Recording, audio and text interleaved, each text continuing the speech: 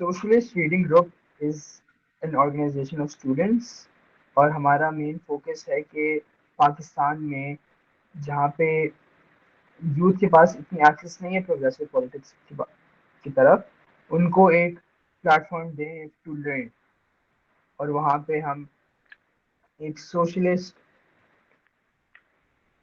Plate form سے اپنے fellow students کو اس کے بارے میں سکھائیں اور ان سے اور سیکھیں. سو آج کا جو ہمارا سرکل ہے اس کے مین اسپیکر ہوں گے عاصم بھائی، and he will explain to us and he will talk to us about Marxian political economy.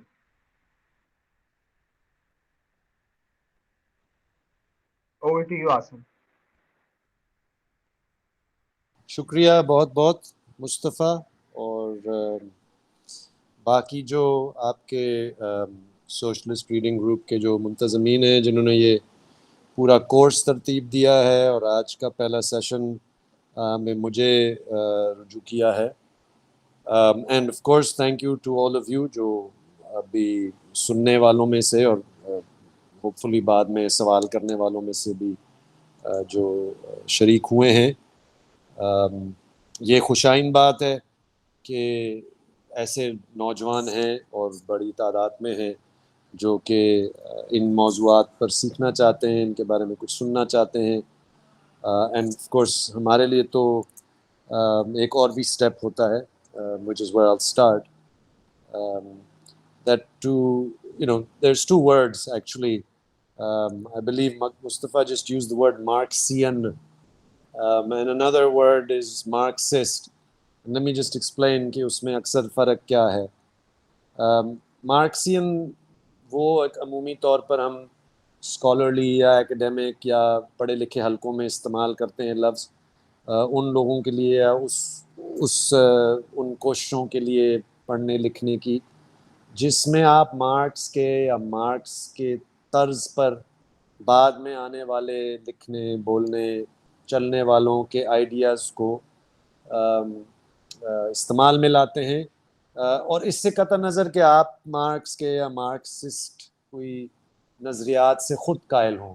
Simply اس لیے چونکہ آپ کو اس چیز کا احساس ہے کہ دنیا کو، سماج کو، معیشت کو، انسان کو، ماحول کو، بہت ساری اور آگے پیچھے چیزوں کو سمجھنے کے لیے مارکسین ٹولز جو ہیں، مارکسین طرز فکر ہے، یہ بہت ضروری ہے، کیونکہ اس کے بغیر آپ بہت کچھ نہیں سمجھ سکتے. اور اس کا مطلب یہ نہیں ہے کہ آپ خود مارکسسٹ ہیں یا آپ مارکسسٹ نظریات کے قائل ہیں، لیکن آپ کو اتنا عقل شعور ضرور ہے، اور میرا خیال ہے دنیا کا ہر انسان کو ایسا ہونا چاہیے کہ اس کو یہ احساس ہو کہ مارکس کے یا مارکسسٹ ٹولز جو ہیں وہ آپ کو دنیا کو سمجھنے میں مدد دیتے ہیں. ہم جو اپنے آپ کو مارکسسٹ کہتے ہیں، ہم نہ صرف ان ٹولز کو سمجھنے کے لیے مدد لیتے ہیں، بلکہ ہم کوئی طرز سیاست کو بھی اپناتے ہیں، ہم عمل بھی کرتے ہیں. اور فاطمہ کو میں نے جو آپ کے منتظمین میں سے ہے، میں نے کافی عرصے تک لٹکائے رکھا کہ آج میں آپ کو جوائن کر سکوں گا کہ نہیں، کیونکہ میں اس وقت ایکچولی سندھ میں ایک دورے پہ ہوں. ابھی پورا دن میں میر پور خاص میں تھا اور ابھی تھوڑی دیر پہلے واپس حیدرآباد آیا ہوں. اور یہ ایک الگ بات ہے کہ میں کیا کر رہا تھا، لیکن مقصد یہ کہ میں ایک سیاسی تنظیم سے میرا تعلق ہے، میری وابستگی ہے، میں نے 20-22-25 سال اب سیاسی جدوجہد میں گزارے ہیں. تو صرف ابتدا کے طور پر یہ آپ لوگ جو سن رہے ہیں اور جو آج سیکھنے کے لیے آئے ہیں، میں بہت خوش ہوں کہ آپ مارکسین ٹولز کے بارے میں جاننا چاہتے ہیں، اور میں اور بھی زیادہ خوش ہوں گا جس دن آپ مارکسسٹ طرز سیاست سے بھی اپنے آپ کو منسلک کریں گے. اور میرا خیال ہے کہ جو بھی مارکس کے اور مارکسین ٹولز کو سمجھنے کی کوشش کرتا ہے، کہیں نہ کہیں اس کے اندر یہ خواہش ضرور پیدا ہوتی ہے کہ وہ کچھ کرے بھی اس دنیا کو تبدیل کرنے میں، جس کو ہم سمجھنے کی اور جس خاص طور پہ اس نظام سرمایہ داری کو سمجھنے کی کوشش کرتے ہیں.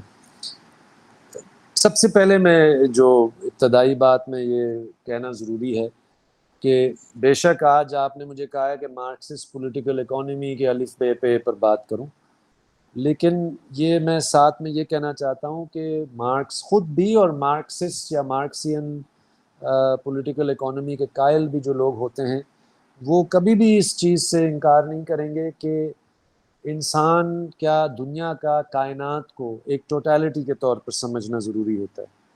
یہ جو ہم اور آپ طالب علم ہیں، آپ بہت سارے، میں خود ایک اساتذہ میں سے ہوں، ہم اور آپ جن اداروں میں، تعلیمی اداروں میں اکثر ہوتے ہیں دنیا میں تقریباً ہر جگہ، صرف پاکستان میں نہیں، تو آپ دیکھتے ہیں کہ معاشیات کا ایک الگ شعبہ ہے، سیاسیات کا ایک الگ شعبہ ہے، تاریخ کا ایک الگ شعبہ ہے، کلچر کو اینتھروپولوجی کے نام سے سمجھا جاتا ہے۔ پھر اس کے علاوہ سماجی سائنس اور ہیومینٹیز کے علاوہ جس کو ہم نیچرل سائنس کہتے ہیں وہ بالکل الگ ہیں، بایولوجی ہے، فزکس ہے، کیمسٹری ہے، پھر انجینئرنگ کے شعبے ہیں، کمپیوٹر سائنس ہے۔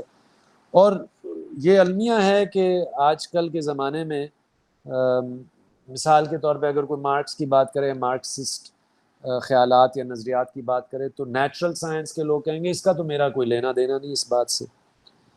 مارکس کا یہ دلچسپ ہے، آپ شاید اس کو بہت سارے نوجوان نہیں جانتے ہوں گے، marks was what we call a polymath، یعنی کہ وہ ایسے طرح طرح کے شعبوں کے بارے میں مہارت رکھتا تھا کہ جو کہ سیاسیات اور معاشیات سے بالکل ہٹ کر تھے۔ شروع میں وہ فلسفے میں اس کا بڑی دلچسپی تھی نوجوانی میں، اور زندگی کے آخر درمیان میں بہت کچھ اس نے سیکھا پڑھا۔ زندگی کے دوران وہ میتھمیٹکس کی بہت زیادہ مہارت رکھتا تھا، بایولوجی پڑھی، پلانٹ سائنسز پڑھی، یعنی کہ why because he understood the world, our universe and انسانی سماج ایز اے ٹوٹیلٹی۔ یہ کہ ہم اس کو الگ کر کے کہیں کہ جی معاشیات، جیسے آج کل آپ دیکھتے ہیں نا کہ معاشیات کے پر بہت بات ہوتی ہے اکنامکس پہ، کہ آئی ایم ایف سے قرضہ لے رہے ہیں، یا وہ ٹیکنیکلی کوئی ہمیں بہت ٹیکنوکریٹس چاہیے جو کہ اکنامکس کے سائنس کو سمجھتے ہیں، جو کہ سیاسی اثر و سوک سے پاک ہیں۔ I'm sorry کہ آپ میری بات کو کوئی اوفینڈ ہوگا، but this is ridiculous، یہ پرپوسٹرس سی بات ہے۔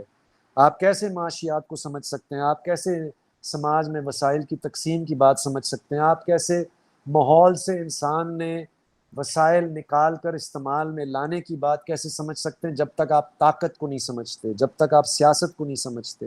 اور آپ سیاسی معاشیات کو کیسے سمجھ سکتے ہیں جب تک کہ آپ ماحولیات کو نہ سمجھیں، خاص طور پہ اس دنیا میں۔ اور یہ میں بہت ضروری سمجھتا ہوں شروع میں کہنا آپ سب کو، آپ نوجوان ہیں، آپ ایک ایسے ملک میں رہتے ہیں جہاں پہ 65% آبادی نوجوانوں پر مشتمل ہے، اور ایک ایسے ملک میں رہتے ہیں، ایک ایسے علاقے خطے میں رہتے ہیں جو کہ اس وقت کلائمیٹ چینج کی ایسے گرفت میں ہیں، جو کہ دنیا کے ان ملکوں میں شمار ہے جو کہ سب سے زیادہ کلائمیٹ چینج کا شکار ہوں گے۔ کبھی ہم سیلاب کا شکار ہوتے ہیں، کبھی ہم گرمی کا شکار ہوتے ہیں، ابھی بہت سارے اور مسائل ابھی آنے ہیں۔ ہم کیسے سیاسی معاشیات کو سمجھ سکتے ہیں، ان طبقاتی سماج کو سمجھ سکتے ہیں، لوٹ کھسوٹ کے نظام کو سمجھ سکتے ہیں ماحولیات کے مسئلے کو سمجھے بغیر؟ آپ دیکھیں آج کل I P C C, the intergovernmental panel on climate change, وہ بھی صبح شام رپورٹیں نکالتے ہیں، all natural scientist, botanist, plant scientist, biologist, anatomist, chemist, physicist, اور وہ صبح شام اپنی رپورٹوں میں لکھتے رہتے ہیں کہ اگر ہم نے اس سیاسی معاشی نظام کو تبدیل نہیں کیا تو ہم کلائمیٹ چینج کو، گلوبل وارمنگ کو، دنیا کی درجہ حرارت کو 1.5 ڈگری تک محدود نہیں رکھ پائیں گے۔ اور جس کو اس کا نہیں پتہ تو وہ یہ سادہ سی بات ہے، اگر ہم دنیا کی درجہ حرارت میں اضافے کو 1.5 ڈگری تک محدود نہیں کرتے اور وہ 2 تک جاتا ہے، 2 سے آگے جاتا ہے، تو we will suffer insufferable irreversible loss to the planet, to its biodiversity and frankly to large human populations۔ تو یہ جو مارکسزم ہے، مارکس کو سمجھنا ہے، یہ ایک ٹوٹیلٹی ہے، سماج کو، معیشت کو، سیاست کو، ماحول کو، تمام طول عرض کو، کائنات کو ایک ٹوٹیلٹی میں سمجھنے کا نام ہے۔ یہ کوئی اسپیشلائزڈ سائنس کا نام نہیں ہے، یہ کوئی ٹیکنیکل ایکسپرٹیز کا نام نہیں ہے، یہ بیسکلی انسان اور قدرت کے نظام کے تعلق اور رشتے تاریخی طور پر سمجھنے کا نام ہے، اس کی تبدیلیوں کو سمجھنے کا نام ہے، اور خاص طور پہ نظام سرمایہ داری کے دور کو سمجھنے کا نام ہے، جو کہ ہم گزشتہ 200-300-400 سال ڈپینڈ کرتا ہے آپ کہاں سے اس کو ٹریس کرتے ہیں، کہ سمجھنے کا نام ہے۔ اور وہ فرینکلی ہمارے روزمرہ کے ایوری ڈے انڈرسٹینڈنگ لاشعور میں بھی سیلف اویئرنیس کا بھی نام ہے. کہ مثال کے طور پہ آپ میں سے بھی بہت سارے, شاید I don't know, میں کسی کے کھاتے میں نہیں ڈالنا چاہتا, لیکن بہت سارے نوجوان جو گورے نہیں ہیں وہ بھی آج کہتے ہیں کہ 1492 میں Christopher Columbus discovered America. what does that mean, discovered America؟ کیا امریکہ کا خطہ 1492 میں وجود میں آیا؟ کیا 1492 میں گوروں کے اس خطے میں جانے سے پہلے اور اس کو قبضہ کرنے سے پہلے وہاں پہ کوئی لوگ نہیں رہتے تھے, کوئی مقامی آبادی؟ what does discover mean؟ یہ عام میں آپ کو بتاتا ہوں, بلیک اینڈ وائٹ, آپ صبح شام اسپیشلی لڑکیاں عورتوں کو یہ بتایا جاتا ہے کہ گوری ہونا بہت اچھا ہے اور کالا ہونا جو ہے نا بہت برا ہے. وائی ہمارا بیوٹی کا تصور کالا اور گورا کا یہ ہم بائنری ہم کیوں چلتے ہیں؟ بیکاز ہم ایک جدید دنیا کے اندر جب سے سلیوری آئی, جب سے افریقی نسل کے یعنی کہ کروڑوں لوگوں کو غلام بنا کر امریکہ لے جایا گیا, وہاں پہ ان کو غلام بنایا گیا, وہاں پہ ان سے پلانٹیشن کی سلیوری کی گئی, مائننگ کی گئی, سونا اور چاندی کے کانوں سے نکال کر پھر باقی پورے ماندہ دنیا پر قبضہ کیا گیا. یہ تاریخ ہے ہم سب کی, انسان کی, اور جدید دور کی تاریخ ہے. اور المیہ یہ ہے کہ ہم اس سے واقف نہیں ہیں. جب تک کہ ہم مارکسزم سے اور مارکسسٹ تنقید سے اور مارکسسٹ فلسفے سے اور مارکسسٹ سیاسی معاشیات سے واقف نہیں ہوں گے تو یہ تمام تر جو تاریخ ہے, خود ہماری اپنی تاریخ آپ کو پتہ, ہم تو شاہ دولے کے چوہے ہیں نا. ہمیں تو بتایا جاتا ہے کہ 712 میں پاکستان کی پہلی اینٹ رکھی گئی, 1940 میں پاکستان کی قرارداد پاس ہوئی. نہ 712 میں پاکستان کا نام تھا, نہ 1940 کی قرارداد میں پاکستان کا نام ہے. لیکن ہمیں یہی نہیں پتا کہ کلونیلزم کیا ہے, یہاں کے معاشی نظام کو کیسے ترتیب دیا گیا. ہمیں تو یہ بتایا گیا کہ مسلمان اور ہندو پتہ نہیں جب سے انسان وجود میں ہے مسلمان اور ہندو دو الگ قومیں ہیں. اور بس 712 میں محمد بن قاسم آیا, 400 سال کا جمپ مار کے پھر محمود اور غزنوی آ جاتا ہے, پھر مزید 600 سال کا جمپ مار کر جو سر سید آ جاتا ہے, اور پھر جناح اور قائد اور جناح اور اقبال آتے ہیں اور جادو کی چھڑی سے پاکستان بنتا. اور ویسے تو ہنسی آ سکتی ہے, مجھے تو اکثر رونا آتا ہے. اس کی وجہ یہ ہے کہ نوجوان نسل اپنے آپ سے واقف نہیں ہے, اپنی تاریخ سے واقف نہیں ہے, کلونیلزم کے اثر سے واقف نہیں ہے.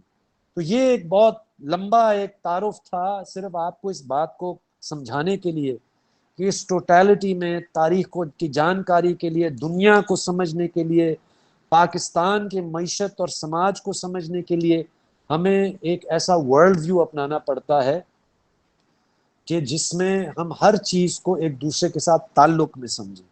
اور اس کا جو فلسفانہ جو ٹول ہے, جو کہ بعد میں بھی I'm sure جب آپ دوسرے لوگ یہاں پہ تیمور, عمار اور بھی فاطمہ, دوسرے ہمارے دوست آ کر آپ سے بات کریں گے تو شاید زیادہ تفصیل سے اس پہ بات کریں گے. لیکن ہم جس ٹول کو استعمال کرتے ہیں چیزوں کو ایک دوسرے کے ساتھ تعلق میں سمجھنے کے لیے, ایک دوسرے کو جوڑنے کے لیے, تاریخیں جوڑنے کے لیے, انسانوں کو جوڑنے کے لیے, ماحولیات کے مسئلے کو انسان کی ترقی کے ساتھ جوڑنے کے لیے, this is what we call dialectics.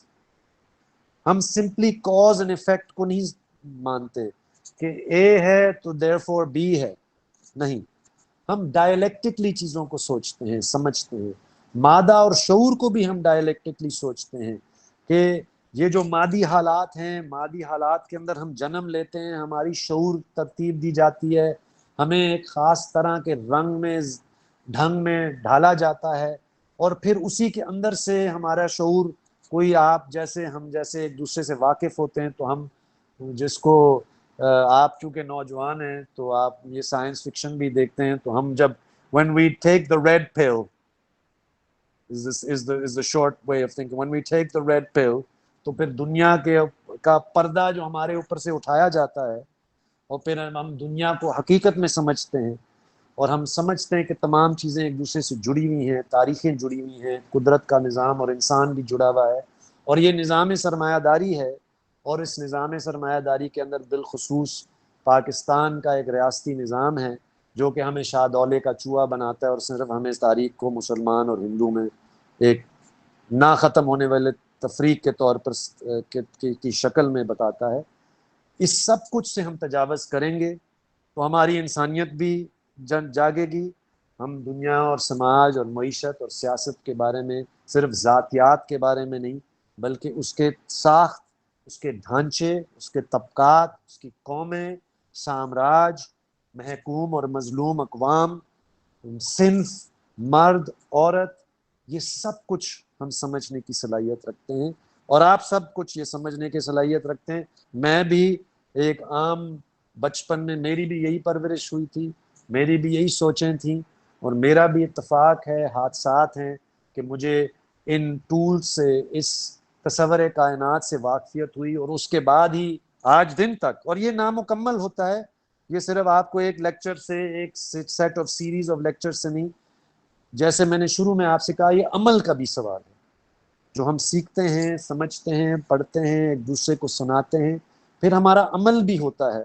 ہم سماج کے اندر جاتے ہیں، ہم جڑتے ہیں، ہم لوگوں سے ملتے ہیں، ہمیں طبقات کا اس وقت پتہ چلتا ہے، ہمیں اقوام کا اس وقت پتہ چلتا ہے. اگر آپ پنجاب میں ہیں تو آپ یہ نہیں سمجھ سکتے کہ بلوچوں اور سندھیوں اور گلگت بلتستانیوں کا اور سرائکیوں کا اور پشتونوں کا کیا شکوہ ہے پاکستان، جب تک آپ جائیں گے نہیں ملیں گی. اگر آپ عورت ہیں، لڑکی ہیں، یا آپ مرد ہیں، لڑکے ہیں، تو آپ یہ نہیں سمجھ سکتے کہ پدرشاہی کیا ہے جب تک آپ جا کر دیکھیں گے نہیں، ملیں گے نہیں. اگر آپ بالادست طبقات سے، کوئی نسبتاً آسائش والے طبقے سے تعلق رکھتے ہیں، تو آپ یہ ساری باتیں جو میں آپ کو بتا رہا ہوں، اور آپ پڑھیں گے بھی بعد میں، اور آپ پہلے بھی پڑھتے آ رہے ہیں، آپ اس کو عملی جامہ جب تک آپ نہیں دیکھیں گے، جائیں گے نہیں، تو آپ اس کو صحیح طرح سے نہیں سکتے. یہ نظریہ اور عمل، یہ قدرت اور انسان، یہ تاریخ، یہ سیاسیات، معاشیات، نیچرل سائنس، یہ سب کچھ جڑا ہوا ہے. جوڑ کر دیکھنا ہمارا، یہی ہم اس کو مارکسسٹ پولیٹیکل اکانومی کہتے ہیں، اور یہی ہم کرتے ہیں، اور عمل میں بھی کرتے ہیں. ہم چیزیں پھر عمل میں سے واپس آتے ہیں، تو ہم پھر سوچتے ہیں، ریفلیکٹ کرتے ہیں، ڈائلیکٹکلی اس عمل کے بارے میں سوچتے ہیں جو ہم نے کیا، اور پھر ہم جا کر مزید اپنی سوچ کو ترتیب دیتے ہیں، نظریے کو پھر ہم جا کر اس کی جانکاری حاصل کرتے ہیں. اور یہ جو فلسفہ ہے، آخری بات اس سے پہلے کہ میں مصطفیٰ کو پھر واپس کروں، یہ جو فلسفہ ہے، مارکس ہے، فنون ہے، گرامشی ہے، لینن ہے، روزا ہے، ایم این روئے ہے، اور ایون وہ لوگ جو اسٹرکٹلی مارکسسٹ نہیں ہیں لیکن ہمیں ہمارے علم میں اضافہ کرتے ہیں، یہ آپ بہت سارے، شاید اس کورس میں نہیں لیکن بہت سارے لوگ ہمارے اوپر تنقید، یہ تو پرانی چیزیں ہیں، 200 سال پرانی ہیں، 100 سال پرانی ہیں. وہ فلسفہ زندہ اس لیے رہتا ہے کیونکہ فلسفہ انسانوں کے حالات کے ساتھ جڑا ہوا ہے. مارکس نے آج سے 200 سال پہلے اگر سامراج کی تعریف کی یا طبقاتی سماج کی تعریف کی، تو آج وہ ہمیں، مطلب ہے، ہمارے اوپر چیخ رہا ہے کہ یہ طبقاتی سماج آج بھی قائم ہے، سامراجیت آج بھی قائم ہے. اگر فینون نے آج سے 50 سال پہلے ہمیں کلونیلزم کے بارے میں کچھ سکھایا ہے، تو آج بھی وی لیو ان اے کلونیل پریزنٹ. آپ کو فلسطین میں نظر آتا ہے، آپ کو فرانس کے رائٹس میں نظر آتا ہے، آپ کو پاکستان کے ہر چپے چپے پر کلونیلزم کے اثرات آج بھی نظر آتے ہیں. یہ فلسفہ زندہ رہتا ہے اس لیے چونکہ وہ آج بھی ہمیں ہمارے حالات کے بارے میں سکھاتا ہے، اور ہمیں ایک عمل کا رستہ دکھاتا ہے، اور عمل کے بعد پھر ہم واپس اسی فلسفے اور اسی نظریے سے اور انہی چیزوں سے، انہی تحریروں سے جا کر رجوع کرتے ہیں تاکہ ہم پھر جا کر عمل کریں. دس از ان اے نٹ شیل واٹ وی ڈو، جو ہم سمجھتے ہیں، جو ہم سوچتے ہیں. یقیناً بہت ہم تفصیل میں جائیں گے اور سوالات بھی آئیں گے، اور ہم سرمایہ دارانہ نظام کے الف بے پے کے بارے میں بھی ابھی بات کریں گے. لیکن ایک ابتدائی بات کے لیے میرا خیال ہے یہ ضروری تھا کہ آپ اس کو سمجھیں کہ یہ ایک تصور کائنات ہے، اور یہ ہم اپنی ذات کے بارے میں بھی جانکاری حاصل کر، ہم کون ہیں، ہماری پرورش کیسے ہوئی، ہماری یہ جو سوچیں ہیں، ہم جو اپنے آپ کے بارے میں لے کر چلتے ہیں، ہماری جو انائیں ہیں، ہماری جو شرافتیں ہیں، ہماری جو عزتیں ہیں، انائیں ہیں، یہ جو ہمیں صبح شام لڑکیوں کو خاص طور پہ آنر اور غیرت کے بارے، یہ کیا ہے سب کچھ، یہ کہاں سے آتا ہے؟ یہ کوئی کلچر بھی کوئی فکس چیز ہے جو کہ بس رہتی ہے، یا کلچر بھی میلیبل ہے، کلچر بھی مٹیریل ہے، کلچر بھی تبدیل ہوتا ہے؟ یہ سب کچھ ہے. اور میں اگلے 2 گھنٹے بھی اس پر بولتا رہا ہوں تو کم ہے، اس لیے میں رکتا ہوں اور مصطفیٰ کو واپس کرتا ہوں، پھر آگے جو وہ چاہیں گے کہ مزید ٹھوس جو سوال ہیں اس کی طرف پھر ہم جاتے ہیں. تھینک یو آسم بھائی ایک بہت اچھے انٹروڈکشن کے لیے کہ ڈائلیکٹکس کیا ہوتے ہیں، اور بیسکلی بہت اچھا انٹروڈکشن دے دیا. پہلا سوال یہ ہوگا کہ جو ڈائلیکٹکس ہیں، جو فلسفہ ہے، اس کو ہم اکنامک سسٹمز کو سمجھنے میں کیسے اپلائی کرتے ہیں، کہ وہ ہمیں کیا سکھاتے ہیں کہ کیپٹلزم کیا ہے، فیوڈلزم کیا ہے، یہ ایوالو کیسے کرتے ہیں ایک دوسرے میں، آگے کیا ہوگا، and what does history teach us about this. تو اس کے بارے میں تو سے بات کریں پلیز. ہاں ضرور. دیکھیں تاریخ میں فلسفے میں ایک طویل عرصے تک، اور وہ فلسفہ مغربی بھی ہے اور مشرقی بھی ہے، not just western philosophy, eastern philosophy. We have a very rich philosophical tradition. جو آپ مذاہب دیکھتے ہیں اس خطے میں بھی یہ بڑے رچ اور ڈیپ فلسافیکلی رچ ہیں. اور آپ جو بھی آپ فلسفے میں جا کر دیکھیں گے تو ایک تصور ہمیشہ گھومتا تھا. ایک وقت تک تو جدیدیت سے پہلے فلسفہ بنیادی طور پہ قدرت کو جاننے کا نام تھا، اور قدرت کا مطلب ہے the higher power, the divine power. قدرت is interchangeably used in history, especially pre-modern history, to also depict not just divinity کہ وہ ایک پاور ہے جو کہ ہماری فیٹ کو کنٹرول کرتا ہے، بلکہ divinity was also قدرت in the sense of the rains, the sun, کہ جو کلائمیٹس ہیں، یہ جو وہ چیزیں جس سے انسان کی زندگی داؤ پہ لگتی تھی. یاد رکھیں کہ جدید دور سے پہلے انسان قدرت کے تابع تھا. اگر ہم پڑھتے ہیں کہ موئنجو داڑو ہے یا ہڑپا ہے، تو موئنجو داڑو اور ہڑپا تو بڑی عظیم تہذیبیں تھیں، لیکن وہ ختم کیوں ہوئی؟ کیونکہ دریا کا رخ بدل گیا، اور دریا کے رخ بدلنے کے بعد انسان کی وہ طاقت یا صلاحیت نہیں تھی. جیسے جدید دور میں ہم دیکھتے ہیں کہ انسان نے ڈیم بنانا سیکھ دیا، نہریں نکالنا سیکھ دی. تو یہ جدید دور سے پہلے فلسفہ اس چیز کا نام تھا. And what Marxist philosophy helped us understand and move towards was a non-idealist understanding of history and philosophy. کہ آئیڈیا جو ہے انسان کا وہ روٹڈ ہے ہمارے مٹیریل کنڈیشنز میں. اس کو ایسے دیکھ لیں کہ جب بچہ ایک پیدا ہوتا ہے تو بچے کو کچھ نہیں پتا ہوتا. بچہ، آپ مثلا تجربہ تو نہ کریں، میں آپ کو بتا رہا ہوں، تجربہ کرنا تو زیادتی ہوگا، لیکن اگر فرض کریں آپ بچے کو تیلی کی ماچس لگا اور بچے کو دیں تو بچہ اس کو چھوئے گا. بچہ اس کو نہیں سمجھتا کہ یہ مجھے تکلیف دے گا اگر میں آگ میں جا کر ہاتھ لگاؤں. So experience is basically what knowledge is. Experience of the world, experience of nature. ہم نے دوائیوں کے بارے کیسے سیکھا قدرت سے؟ کیونکہ لوگوں نے پتے منہ میں ڈالے، کسی نے زہر کھایا تو وہ مر گیا، کسی نے کوئی ایسی چیز استعمال میں لائی جو کہ اس کو یعنی کہ صحت مند بنا سکتے. ہم نے تیر کیسے بنایا؟ ہم نے انسان نے قدرت کے نظام کے اندر طاقتور جانور پر قابو کرنا کیسے سیکھا؟ ہاتھوں سے لڑے تو مارے جاتے تھے، لیکن انسان کے تجربے نے اس کو سکھایا کہ آپ فاصلے سے تیر بنا سکتے ہیں اور اس کو تیر سے بھی مار سکتے ہیں، طاقتور جانور. So all knowledge is accumulated by material experience. Knowledge is not something جو پہلے سے exist کرتا ہے آسمان میں اور بس وہ ڈٹرمن کرتا ہے. Knowledge is material. Knowledge ہمیں اپنے تجربے سے ملا. تو تمام اگر انسانی تاریخ کو ہم دیکھنا چاہیں، سمجھنا چاہیں، تو انسانی تاریخ یا جو کہ مصطفیٰ نے جو الفاظ استعمال کیے کہ فیوڈلزم کیا ہے، غلام دارانہ سماج کیا ہے، سرمایہ داری کیا ہے، these are all systems in which انسان نے وقت کے ساتھ ساتھ اپنے حالات کو شعوری طور پر تبدیل کیا، اور وہ شعور پہلے سے موجود نہیں تھا، شعور حاصل کیا.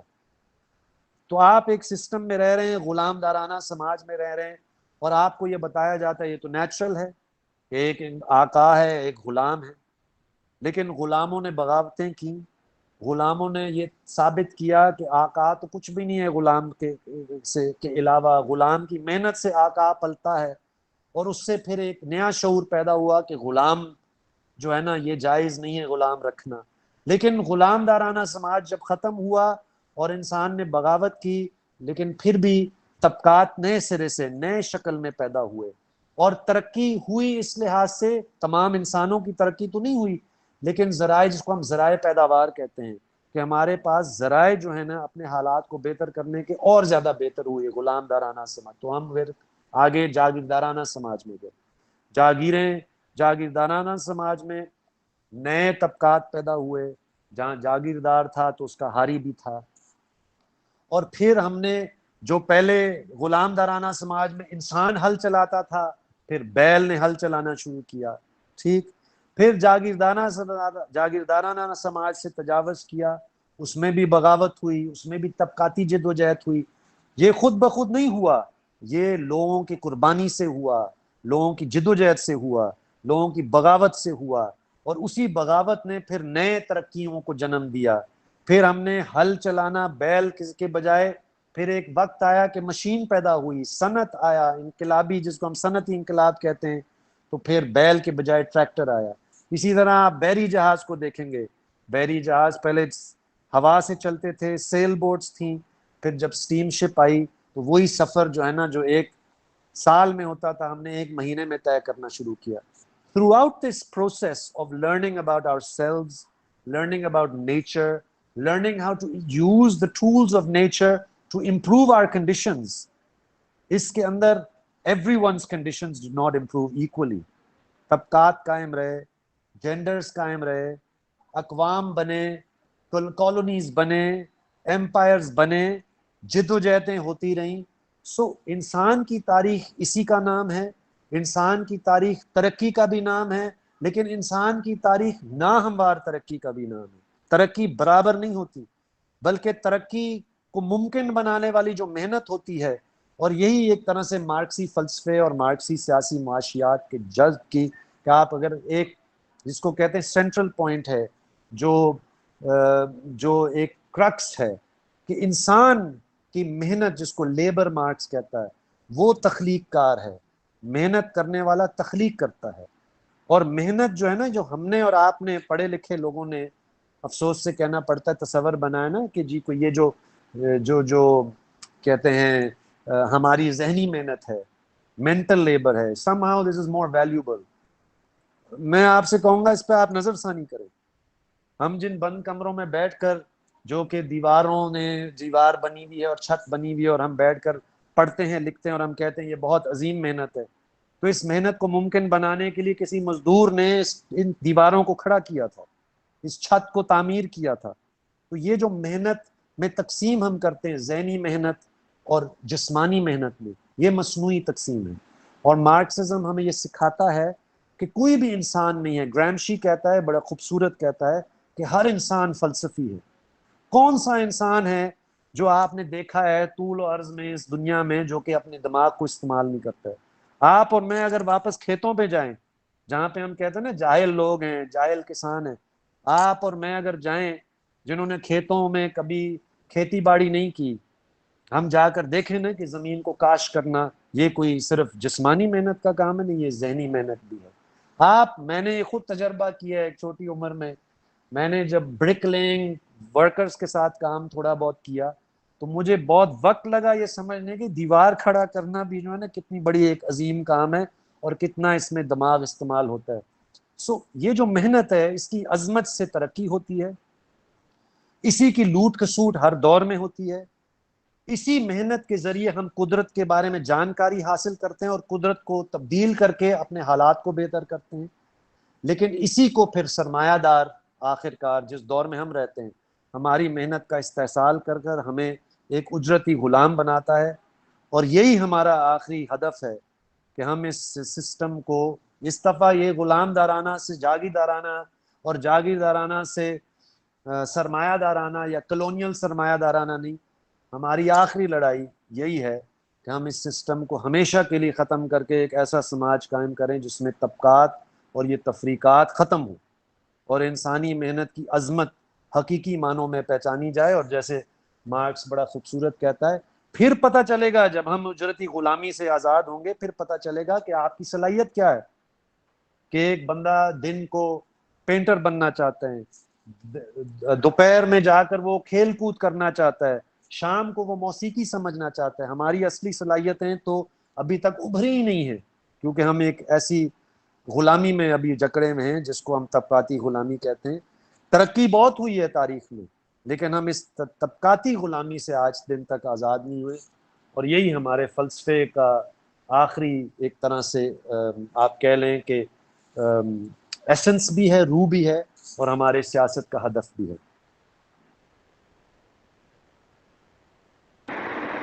تھینک یو آسم فار اس کی ایکسپلینیشن۔ اب آگے کا سوال ہوگا کہ ابھی جو سرمایہ داری سسٹم ہے، کیپٹلزم کا جو سسٹم ہے، اس کے مارکسی فلسفہ سے اس کے بیسکس کیا ہیں؟ کہ محنت کش کون ہے، کیپٹلسٹ کون ہے، سرمایہ دار کون ہے، لیبر ویلیو کیا ہے، جو جو ٹرمز بہت یوز ہوتے ہیں، ایک مارکسی انالیسس سے، ایک مارکسی پوائنٹ آف ویو سے ان ٹرمز کو ہم ڈیفائن کیسے کریں گے، اور یہ ایک لبرل یا ایک نارمل ایک لیمن بندے کی نظر میں یہ ان کی ڈیفینیشنز الگ کیسے ہیں، اس پہ اگر کوئی بات کریں آپ۔ ہاں دیکھیں، ابھی میں نے ایک لفظ کا ذکر نہیں کیا، کانسیپٹ کا ذکر نہیں کیا، جو کہ اس پورے تاریخی عمل میں ادوار سے گزرتے گزرتے ایک اور بھی کانسیپٹ ہے، and it's very interesting, it's a concept which is material, is real، وہ مادی ایک حقیقت ہے، اور وہ بہت بڑی مادی حقیقت ہے دور حاضر میں بھی اور ماضی کے ادوار میں بھی۔ لیکن ایکچولی اس پہ آپ سوچیں گے تو آپ کو اندازہ ہوگا یہ کتنا ایک شعوری، ایک طرح سے ایک غلامی کا بھی ایک عکاسی ہے، جس کو ہم کہتے ہیں ملکیت، پراپرٹی، جس کے لیے ہم سب پاگل ہوتے ہیں، جس کے لیے ہم، انگریزی کا جو لفظ ہے نا ریٹ ریس میں، ہم چوہوں کی طرح دوڑ رہے ہوتے ہیں کہ ہم ملکیت حاصل کریں۔ ملکیت کیا ہے؟ ملکیت ایک تصور ہے جو کہ ایک وقت میں قائم ہوتا ہے کہ کسی قبیلے کا، کسی کلیکٹیو کی ملکیت ہے، پھر وہ ایک اگلے وقت دور میں جا کر وہ کسی فرد کی نجی ملکیت، پرائیویٹ پراپرٹی بن جاتی ہے۔ سو کلاسز فنڈامنٹلی اس اس اس اس طبقاتی سماج میں، اس طبقاتی تاریخ میں کلاسز فنڈامنٹلی، اگر ہمارے پاس اور بھی تعریفیں ہو سکتی ہیں اور ہونی بھی چاہیے، جیسے جیسے آپ آگے بڑھیں گے آپ اور باریکی سے چیزوں کو دیکھ سکیں گے، لیکن بنیادی طور پہ اگر ہم نے دنیا کو سمجھنا ہے اس دور میں بھی ماضی میں بھی، we have to look at who owns property۔ ملکیت کے مالکان کون ہیں؟ کیا ہم سب ہیں، یا ایک ہم میں سے بھی کوئی یقیناً ہوں گے، اور اس میں کوئی شرم کی بات نہیں ہے۔ کسی ملکیت والے خاندان سے تعلق رکھنے کا مطلب یہ نہیں ہے کہ آپ انسان دوستی کے فلسفے کے ساتھ جڑ نہیں سکتے، آپ اپنے طبقات سے باغی نہیں ہو سکتے، لیکن اس چیز کو پہچاننا تو ہوگا ہمیں کہ دنیا کے بہت سارے لوگ پراپرٹی لیس ہیں، ان کے پاس کچھ بھی نہیں ہے، ان کے پاس نہ زمین ہے، ان کے پاس نہ مطلب کوئی گھر ہے، ان کے پاس نہ کوئی گاڑی ہے، ان کے پاس صرف اپنا جسم ہے، دماغ ہے، جو کہ وہ منڈی میں جا کر اس کی قوت بیچتے ہیں، لیبر پاور کو بیچتے ہیں۔ جب آپ اجرت حاصل کرتے ہیں آپ اپنی لیبر پاور بیچ رہے ہوتے ہیں، اور اکثر اوقات دنیا میں وہ لوگ ہوتے ہیں جن کے پاس اور کچھ چارہ نہیں ہے، کیونکہ انہوں نے جا کر جنس خریدنا ہے۔ جنس ہم کموڈٹی کو کہتے ہیں، اور یہ بھی سرمایہ دارانہ نظام کے اندر ہر چیز کو کموڈٹی بنانا، یعنی کہ خوراک کو بھی کموڈٹی بنانا، تعلیم کو بھی کموڈٹی بنانا، صحت کو بھی کموڈٹی بنانا، یعنی کہ خود ان تفریح کو بھی کموڈٹی بنانا، یعنی کہ ہر چیز جو کہ ہمیں خریدنی پڑتی ہے تو اس کو خریدنے کے لیے ہمیں پھر تنخواہ کمانی پڑتی ہے، تو وہ جن کے پاس پراپرٹی نہیں ہے ان کے پاس یہ سوائے اس کے چارہ نہیں ہے کہ وہ جا کر یہ سب کچھ کرے۔ تو مقصد کہنے کا یہ ہے کہ یہ ایک بہت بڑا ستون ہے طبقاتی سماج کا، ملکیت کا نظام، اور ہم میں سے بہت سارے چھوٹی موٹی ملکیتیں رکھتے ہیں، کو سماج میں بڑی بڑی ملکیتیں رکھنے والے بھی ہیں جن کو ہم سرمایہ دار کہتے ہیں، جن کو ہم جاگیردار کہتے ہیں، جس کو ہم سامراج کہتے ہیں، وہ پوری دنیا کو قبضے میں پورا رکھتے ہیں۔ جیسے ہم the British Empire, very infamously, I wouldn't say famously، infamously، اس کا شہرت یہ تھی کہ it was the empire on which the sun never sets، and that's not a joke، that literally means کہ اس کے اتنی پراپرٹیز تھیں، اتنی ملکیت تھی، اتنے نوآبادیات تھے کہ دنیا کے ایک کونے میں اگر سورج غروب ہو بھی رہا ہے تو دنیا کے دوسرے کونے میں برٹش امپائر کا کوئی پراپرٹی ہوگی، کوئی کالونی ہوگی جہاں پہ ابھی the sun is rising۔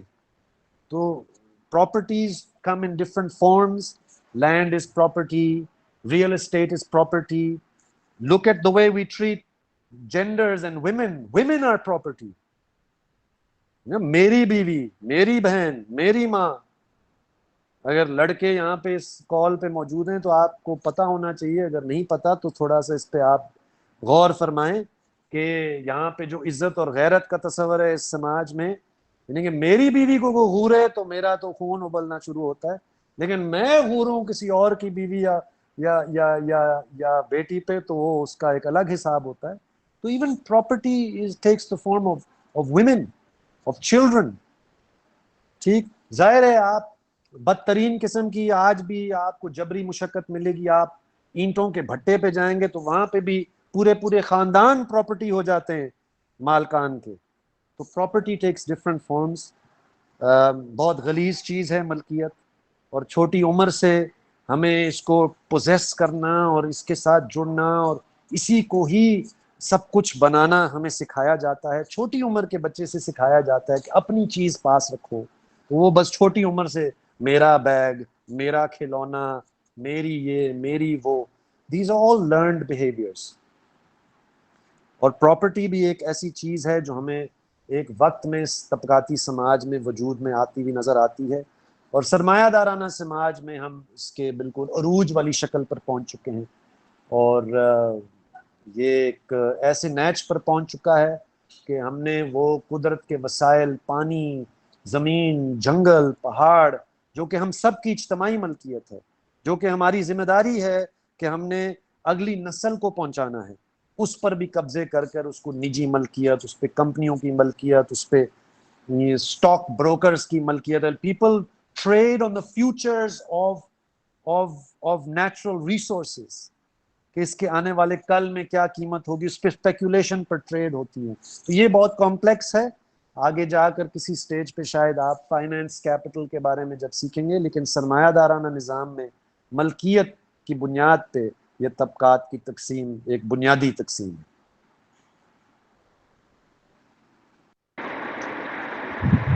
اچھا، یہاں پہ ایک ڈفرینس آ جاتی ہے کہ پرسنل پراپرٹی کیا ہوتی ہے اور پرائیویٹ پراپرٹی کیا ہوتی ہے.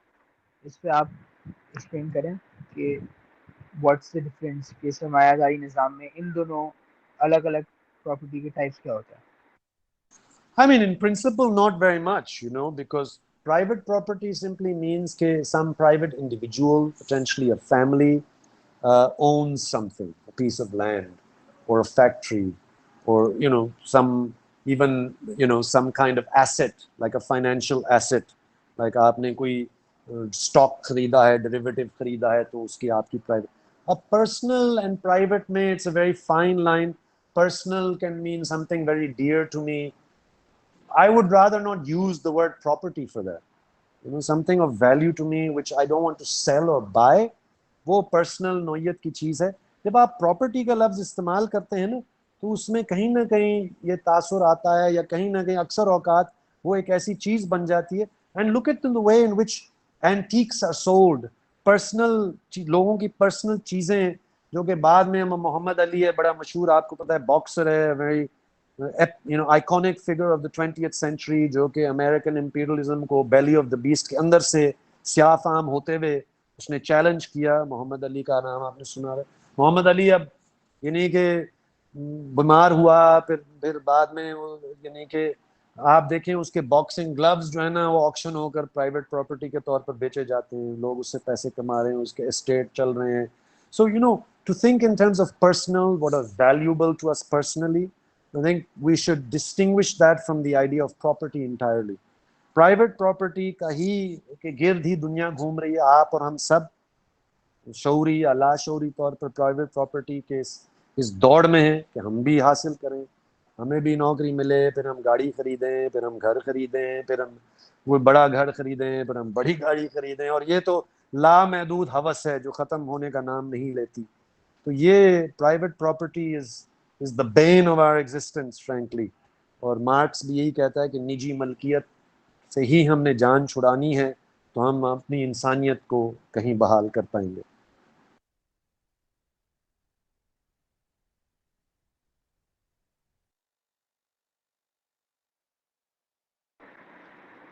Thank you for that explanation. یہاں پہ ایک سوال کسی نے کیا تھا کہ غسان خان نے پوچھا ہے کہ kindly explain labour theory of value. What is the concept of the labour theory of value?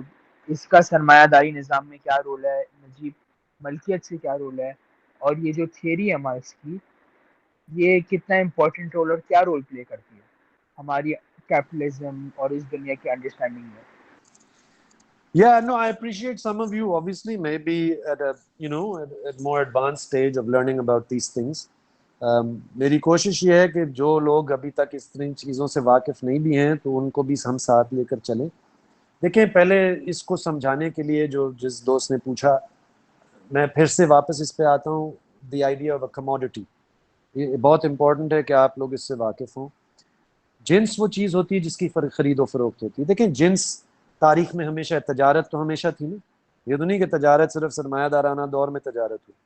But what has happened under capitalism از کہ ہم نے بتدریج ایسی تمام چیزیں، احساسات تک بھی ہم نے ان کو کموڈٹیز بنانا شروع کر دی. Look at reality T V shows.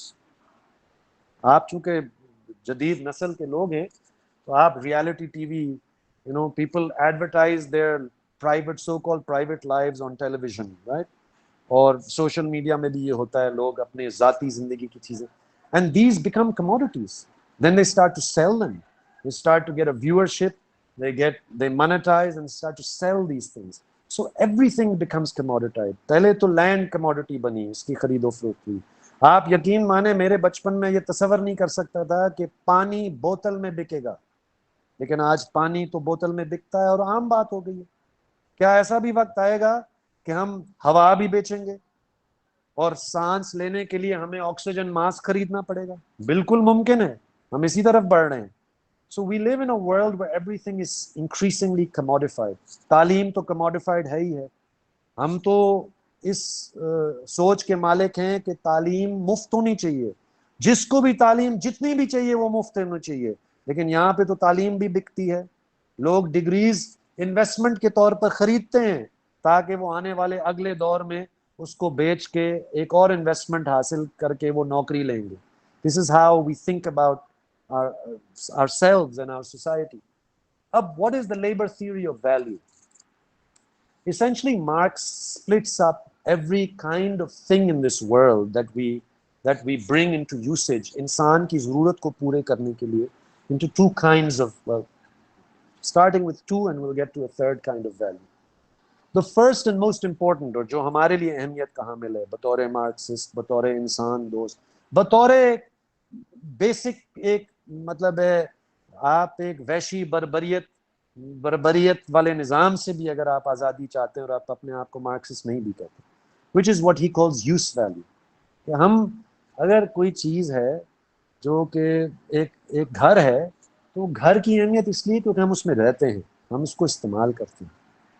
لیکن ایک اور بھی کائنڈ آف ویلیو ہے جو کہ مارکس تھیورائز کرتا ہے، جو سرمایہ دارانہ سوسائٹی میں جو کہ بہت عام ہوتی ہے، which is what he calls exchange value.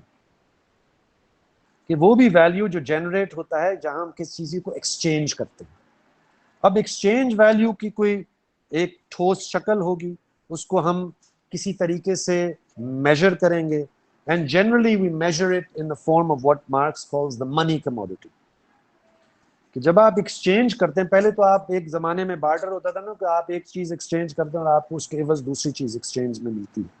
لیکن جیسے میں نے شروع میں کہا، انسانی سماج ترقی کرتا چلا گیا اور ہم مختلف ادوار میں سے گزرتے چلے گئے، تو ایک دور آیا کہ ہم نے پیسے پہ آپ نے غور کیا؟ پیسہ ایک کاغذ کا ٹکڑا ہے نا، میں آپ کو نکال کر دکھا بھی دیتا ہوں، کیونکہ شوق تو سب کا ہے اس کے بارے میں حاصل کرنے کا. بڑا نوٹ ملے نا تاکہ کچھ بات سمجھ بھی آئے، تاکہ آپ کو پتہ چلے کہ اس بڑے نوٹ کے پیچھے کیا چکر ہے کہ ہم اتنا اس کے لیے تڑپتے ہیں. تو یہ جو بڑا نوٹ ہے بابا قائد اعظم کا، آپ اس کو کھا سکتے ہیں، آپ اس کو پی سکتے ہیں؟ نہیں نا. لیکن دوڑتے تو ہم اس کے لیے ہیں نا، پاگلوں کی طرح، کتوں اور بلوں کی طرح. Because this is the commodity that is the root of exchange value in our world. یہ ہم نے ایک شیئرڈ تصور بنا لیا ہے کہ یہ ہوگا تو ہم اپنی ضرورت کی چیز استعمال میں خرید سکیں. اب یہ معاملہ جو ہے نا یہ اب تک تو آسان ہے، لیکن we get to a point in our world کہ آپ جا کر دیکھیں نا، آپ شہروں میں رہنے والے لوگ جا کر دیکھیں کہ جو آپ کے مضافات میں، شہروں کے مراکز میں یہ جو بڑی بڑی ہاؤسنگ اسکیمیں بنی ہوئی ہیں، ان کی ایکسچینج ویلیو کروڑوں میں ہے، لیکن وہاں پہ بندہ نہیں رہتا. غریب جو ہے نا وہ نالے پہ کچے مکان میں رہ رہا ہوگا، لیکن اس جگہ پہ وہ اس کے لیے رہنے کی. So we've gotten to a point where we've commodified society to the extent that use value کی کوئی چیز ہو یا نہ ہو، لیکن ایکسچینج ویلیو حاصل کرنے کے لیے ہم چیزیں بناتے ہیں اور بناتے چلے جائیں. Now what is the labor theory of value? The labor theory of value very simply is to say that everything that we make, that we say has both use value and exchange value, is made fundamentally، جو میں نے آپ سے شروع میں بات کی، وہ انسان کی محنت سے بنتی، انسان کی ذہنی محنت سے بھی بنتی ہے، انسان کے جسمانی محنت سے. اور یہ دونوں چیزیں میں نے آپ کو کہا اس کی مصنوعی تقسیم کو ہم نے تجاوز کر کے ان چیزوں کے بارے میں سوچ لیا.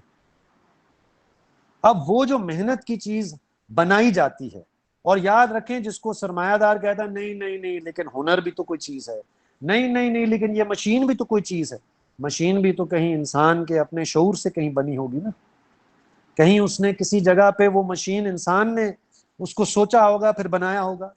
یہ جو ہنر جس کو آپ کہتے ہیں، میں نے آپ سے پہلے کہا تھا کہ جو ہنر آپ سمجھتے ہیں کہ آپ کا بہت ہے، تو اگر کسی نے یہ آپ کے لیے کمرہ نہ بنایا ہوتا، کسی نے آپ کے لیے خوراک نہ بنایا ہوتا، کسی نے آپ کے لیے کپڑے نہ بنائے ہوتے، تو آپ ہنر کہاں سے حاصل کرتے؟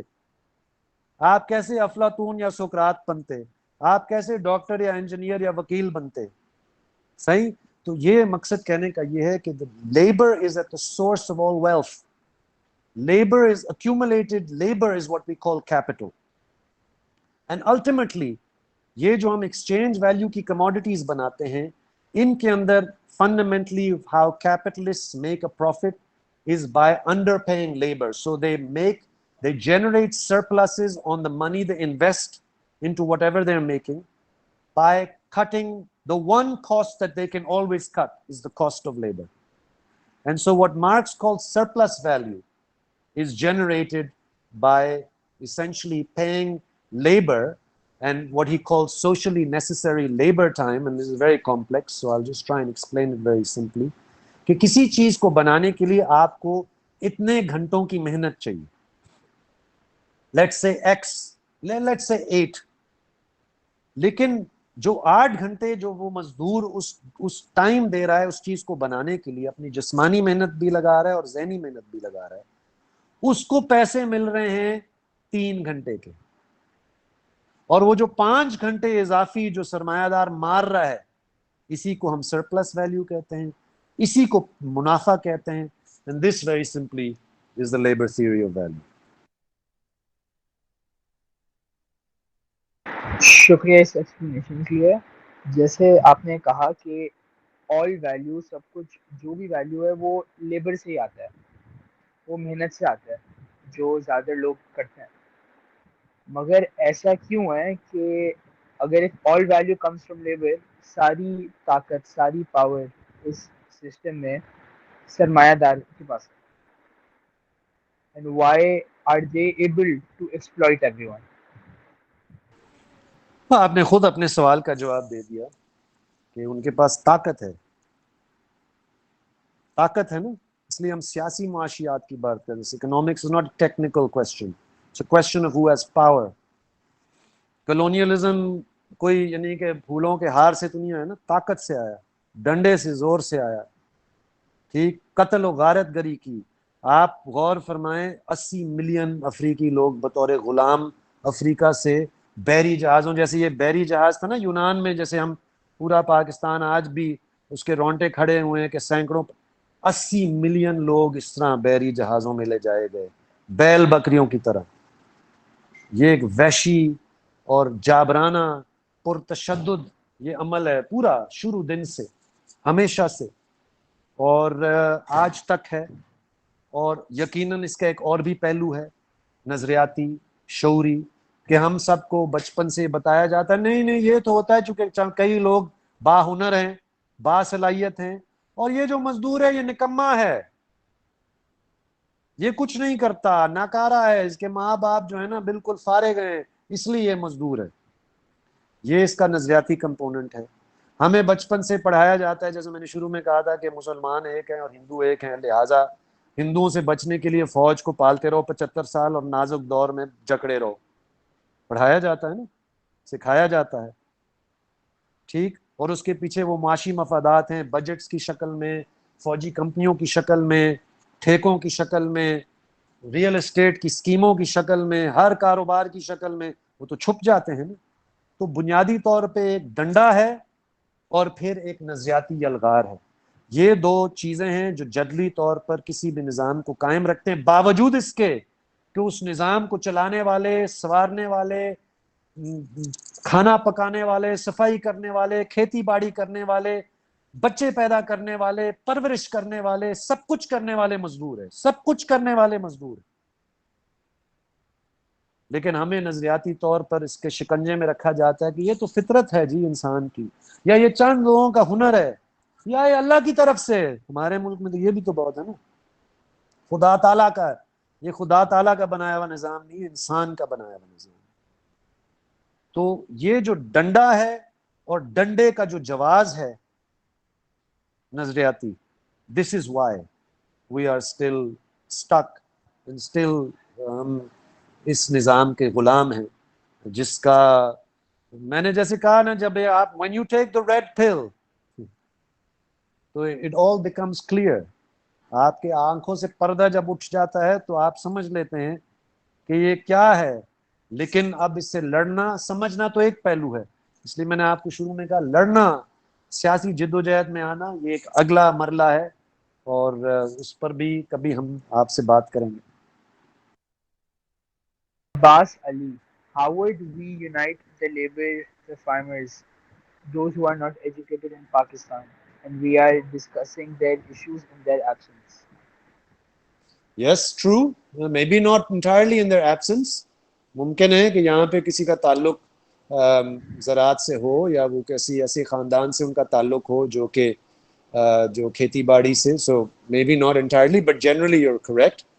And Abbas, that's why میں 2-3 دفعہ کہہ چکا ہوں، اور اگر آپ اس طرح کے سوال پوچھ رہے ہیں تو دین آپ سیدھا رجوع کریں منتظمین سے، اور آپ کو وہ بتائیں گے کہ ہماری اگلی تنظیمی اجلاس کب ہوگا.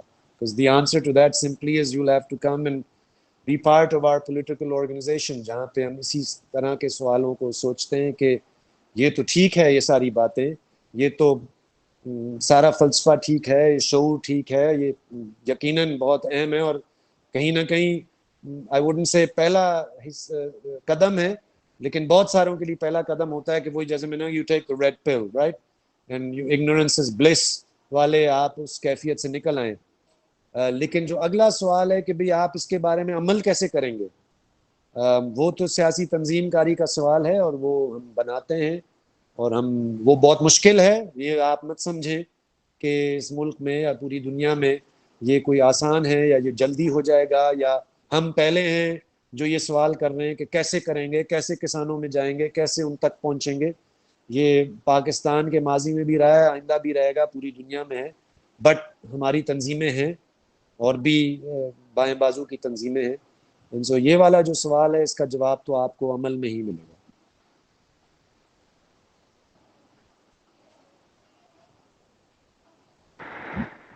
عبداللہ شوکت نے سوال کیا ہے کہ how can we trust any party/state for equally distributing the profits in socialism? How would these administrators be immune from temptation, corruption, وغیرہ؟ Yeah, look, we're not trying to create the perfect human being here. یہ میں نے آپ کو یہاں پہ کوئی اخلاقی پیمانے تو نہیں گنوائے، نہ ہی میں نے آپ کو کوئی گارنٹی دیا ہے. دیکھیں، تاریخ میں، فلسفے میں، ہمارے سیاست میں کوئی گارنٹیز نہیں ہیں، تجربے ہیں. ہم نے ماضی میں بھی تجربے دیکھے، ہم نے 20ویں صدی میں بہت سارے انقلابات دیکھے، وہ ناکام بھی ہوئے. ہم ان پہ تنقید بھی کرتے ہیں، ہم ان سے سیکھنے کی کوشش بھی کرتے ہیں. There is no guarantee, and I'm not trying to give you a guarantee. I'm certainly saying کہ جس سماج میں ہم رہتے ہیں وہ بیگانگی کو جنم دیتا ہے، وہ غلاظت کو جنم دیتا ہے. ہم سب، آپ اس لیے یہاں پہ موجود ہیں کیونکہ آپ کے ذہن میں بھی کوئی سوال ہے نا اس سماج کے بارے میں اس نظام کے بارے میں، اس سارے ترقی کے تصور کے بارے میں جو آپ کو بچپن سے، یہ اکثر میں پوچھتا ہوں آپ سے بھی، میں یہ پوچھتا ہوں جب آپ بچپن سے اسکول میں کب سے پڑھتے آ رہے ہیں، آپ سے کب یہ پوچھا گیا کہ آپ نے سیکھا کیا ہے؟ آپ نے کو اپنے بارے میں کچھ سیکھا، آپ نے کو تارا، آپ سے تو مارکس کے بارے میں پوچھا جاتا ہے، آپ کو تو آپ کے باقی کلاس میٹس کے مارکس کے بارے میں پوچھا جاتا ہے، آپ کو کمپٹیشن سکھایا جاتا ہے، آپ کو سر نیچے کر کر بس پڑھائی کرو اور ایک خاص طرز زندگی کو گزارو کے بارے میں سکھایا جاتا ہے. So there is no question here that we have any guarantees. رہ گئی بات what would we do, well this is why جب ہم انقلابات کی بات کرتے ہیں یا ہم اس طرح کے تجربات کے بارے میں جانتے ہیں، سیکھتے ہیں، تو ہمیں یہ معلوم ہوتا ہے کہ this is not a technical matter. یہ کوئی فارمولا نہیں ہے آپ یہ کر دیں گے تو سب اچھے ہو جائیں گے. یہ تو ایک عوام کا باشعور عمل ہے نا. سو جتنے زیادہ لوگ اس باشعور عمل کے اندر حصہ دار ہوں گے اور خود اپنے آپ کو فریق پائیں گے. میرا خیال ہے آج کل کے نوجوان کا جو سب سے بڑا جو چیلنج ہے کہ وہ جب سیاست کے بارے میں سوچتا ہے وہ ہمیشہ یہ سوچتا ہے کہ کوئی اور کر رہا ہے، اور حکمرانی کا نظام یقیناً ہم تو نہیں چلاتے، کوئی اور ہی چلاتے، لیکن ہم اپنے آپ کو سیاسی فریق سمجھتے ہیں، ہم کہتے ہیں ہم سیاست کرتے ہیں، ہم اپنے آپ کو کہیں پاتے ہیں. So really the question is کہ if a wide cross section of society is conscious and aware، اور یہ وہ بنیاد ہے جس کے تحت ہمیں اقتدار حاصل ہوگا اور ہم کبھی ایک نظام اپنی مرضی کا قائم کر سکیں گے. That is our best bet of insuring کہ against access, against manipulation, against کہ کوئی اور یعنی کہ ایک ایسا نظام پھر قائم نہ ہو جائے. اینڈ ماضی کے تجربات کی روشنی میں یہ بات کر رہا ہوں کہ that is the best bet. باقی there is no guarantee, and کوئی بھی سنجیدہ بندہ آپ کو گارنٹی نہیں دے سکتا، کیونکہ ہمیں آنے والے وقت میں کیا ہوگا ہم اس کی کیا گارنٹی دے سکتے ہیں، کیا کہہ سکتے ہیں کہ ایسا ہوگا تو سب بالکل ٹھیک ہو جائے گا. ہم تو طبقاتی تضادات اور تاریخ میں ملکیت کے اس نظام کو ختم کرنا چاہتے ہیں. آپ اس کو ختم بھی کریں گے تو اس کے بعد بھی آپ میاں بیوی کو ایک زندگی بھر اکٹھے گزاریں، ان کا جھگڑا تو ہوگا نا. سماج میں تضاد ختم تو نہیں ہوتا. سماج میں تمام چیزوں کو ہم یعنی کہ کوئی میجکلی کوئی انجیلک سماج بنانے کی تو یہ بات نہیں ہے. this is there are there's a depth to what we think, and that depth includes a very close, a very healthy dose of جس کو ہم اردو میں کہتے ہیں حقیقت پسندی. Okay, there are no guarantees, and so therefore the best guarantee we have is a conscious and a wide cross section of conscious people, self-aware people that make this revolution. Will demolishing capitalism will? Are humans naturally selfish/greedy? یہ ایک بہت ہی common ہی argument ہے کہ capitalism human nature ہوتا ہے اور socialism نہیں چلے گا. تو اس کے بارے میں Yeah, certainly. I mean, I guess it's اچھی بات ہے کہ یہ سوال آیا ہے کیونکہ یہ بہت عام سوال ہے. What is the evidence for the fact that human nature is anything? Greedy or not greedy or competitive or cooperative? What is the evidence for that? اصل سوال تو یہ ہے نا. پہلے تو ہم we can't start with that assumption. We can't assume کہ چونکہ دیکھیں آپ جب بھی پیدا ہوئے ہیں، میں جب سے پیدا ہوا ہوں تو میں نے جتنی زندگی دیکھی، آپ نے جتنی زندگی دیکھی ہے، جو آپ نے دیکھا ہے آپ اسی بنیاد پہ چیزوں کے بارے میں سوچتے ہیں نا. آپ کو آگے پیچھے جو حالات نظر آتے ہیں آپ سوچتے ہیں لوگ ایسے ہی ہیں، اور کیپٹلسٹ سوسائٹی میں واقعی لوگ ایسے ہی ہیں. کیپٹلسٹ سوسائٹی ہے نا. آپ کو بچپن سے یہی بتایا گیا ہے کہ آپ نے مقابلہ کرنا ہے، آپ نے اپنی ذات کے لیے سوچنا ہے، آپ نے آگے بڑھنا ہے، ورنہ آپ پیچھے رہ جائیں گے. تو اس لیے the fact that you think that this is what everybody does is not surprising. Is it what all humans have always done? I think یہ ایک سٹیپ ہے جس پر تھوڑی سی نظر ثانی کی ضرورت ہے.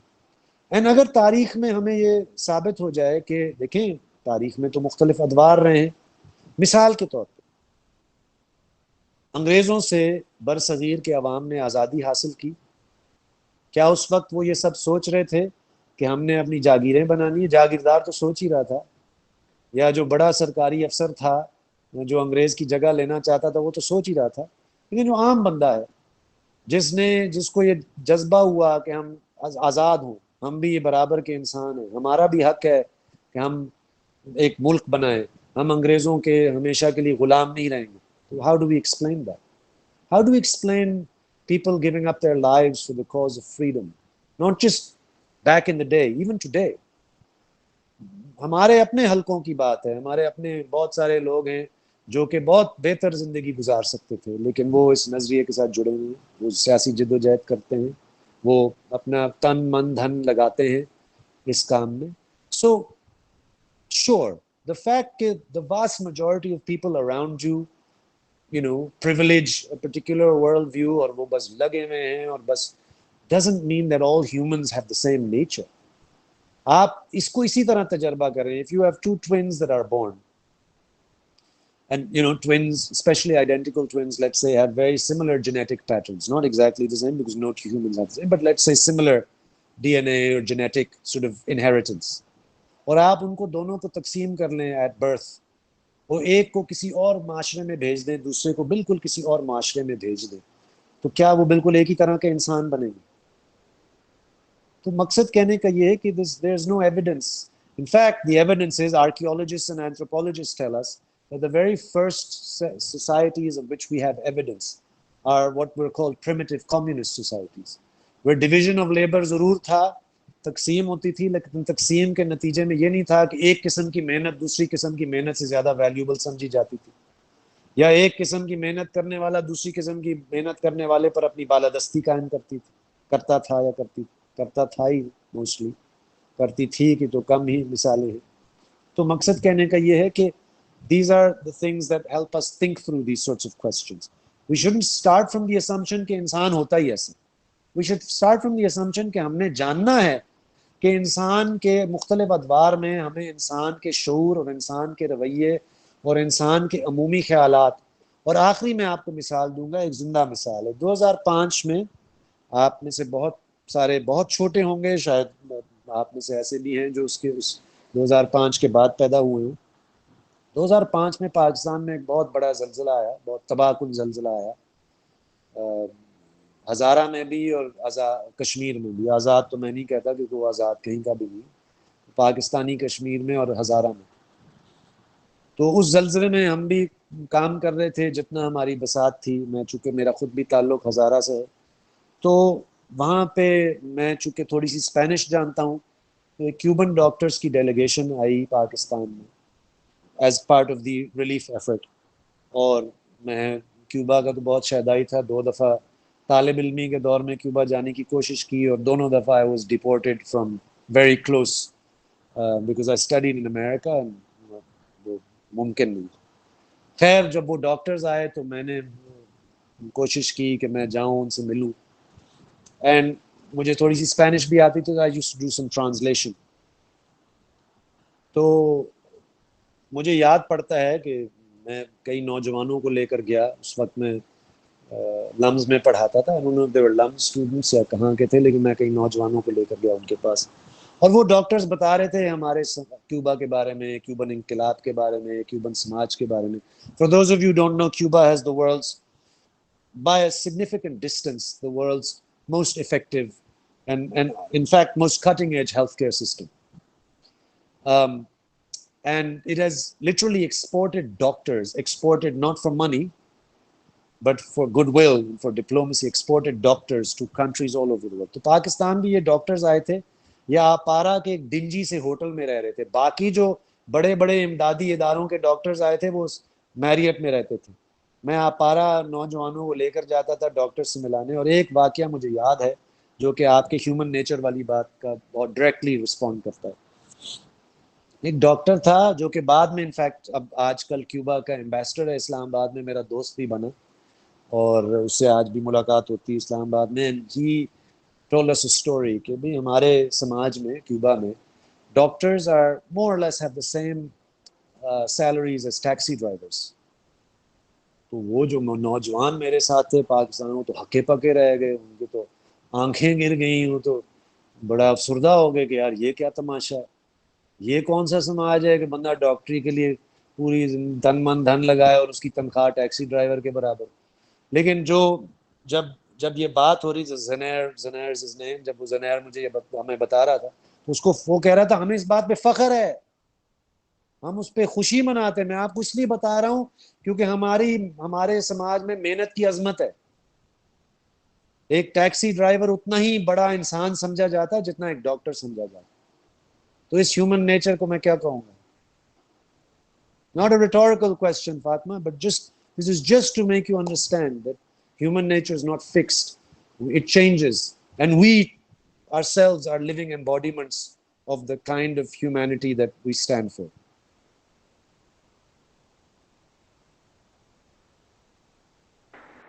شکریہ اس جواب کے لیے. بالکل بہت ہی آپ نے اچھی طریقے سے ایکسپلین کیا. اور اگر اسی ہیومن نیچر پہ ہم بات کریں, یہ ایک ہمارا جو ہم جس فون پہ ہم بیٹھے ہوئے ہیں, جس لیپ ٹاپ پہ ہیں, یہ تو ہمارا ہیومن نیچر نہیں ہے یوز کرنا. یہ تو کوئی ہم ہزاروں 100 سال سے نہیں کر رہے. سب کچھ ہی ہم نے سیکھا ہے. And every thing human nature evolves. خیر آگے بڑھتے ہوئے نروانا علی یوسف نے پوچھا ہے, if we get rid of the notion of property after the capitalist system, what will be the substitute? How will this new society function without property? Well, first of all, it'll function great. Vast majority of society won't be living a life of slavery, forced to sell themselves and their labor power at slave wages, to live in the middle of nalas, always in the threat of demolition, جن کے وسائل لوٹے جا رہے ہیں. یعنی کہ آپ بلوچ خطے میں جائیں, آپ یہاں پہ پچھلے سال سیلاب آیا, 30 ملین لوگ ڈوب گئے. یہ سب کچھ پراپرٹی نظام کے اندر ہوتا ہے. تو میرے نزدیک how will it function, I think what you might want to be asking is کہ how will we manage society.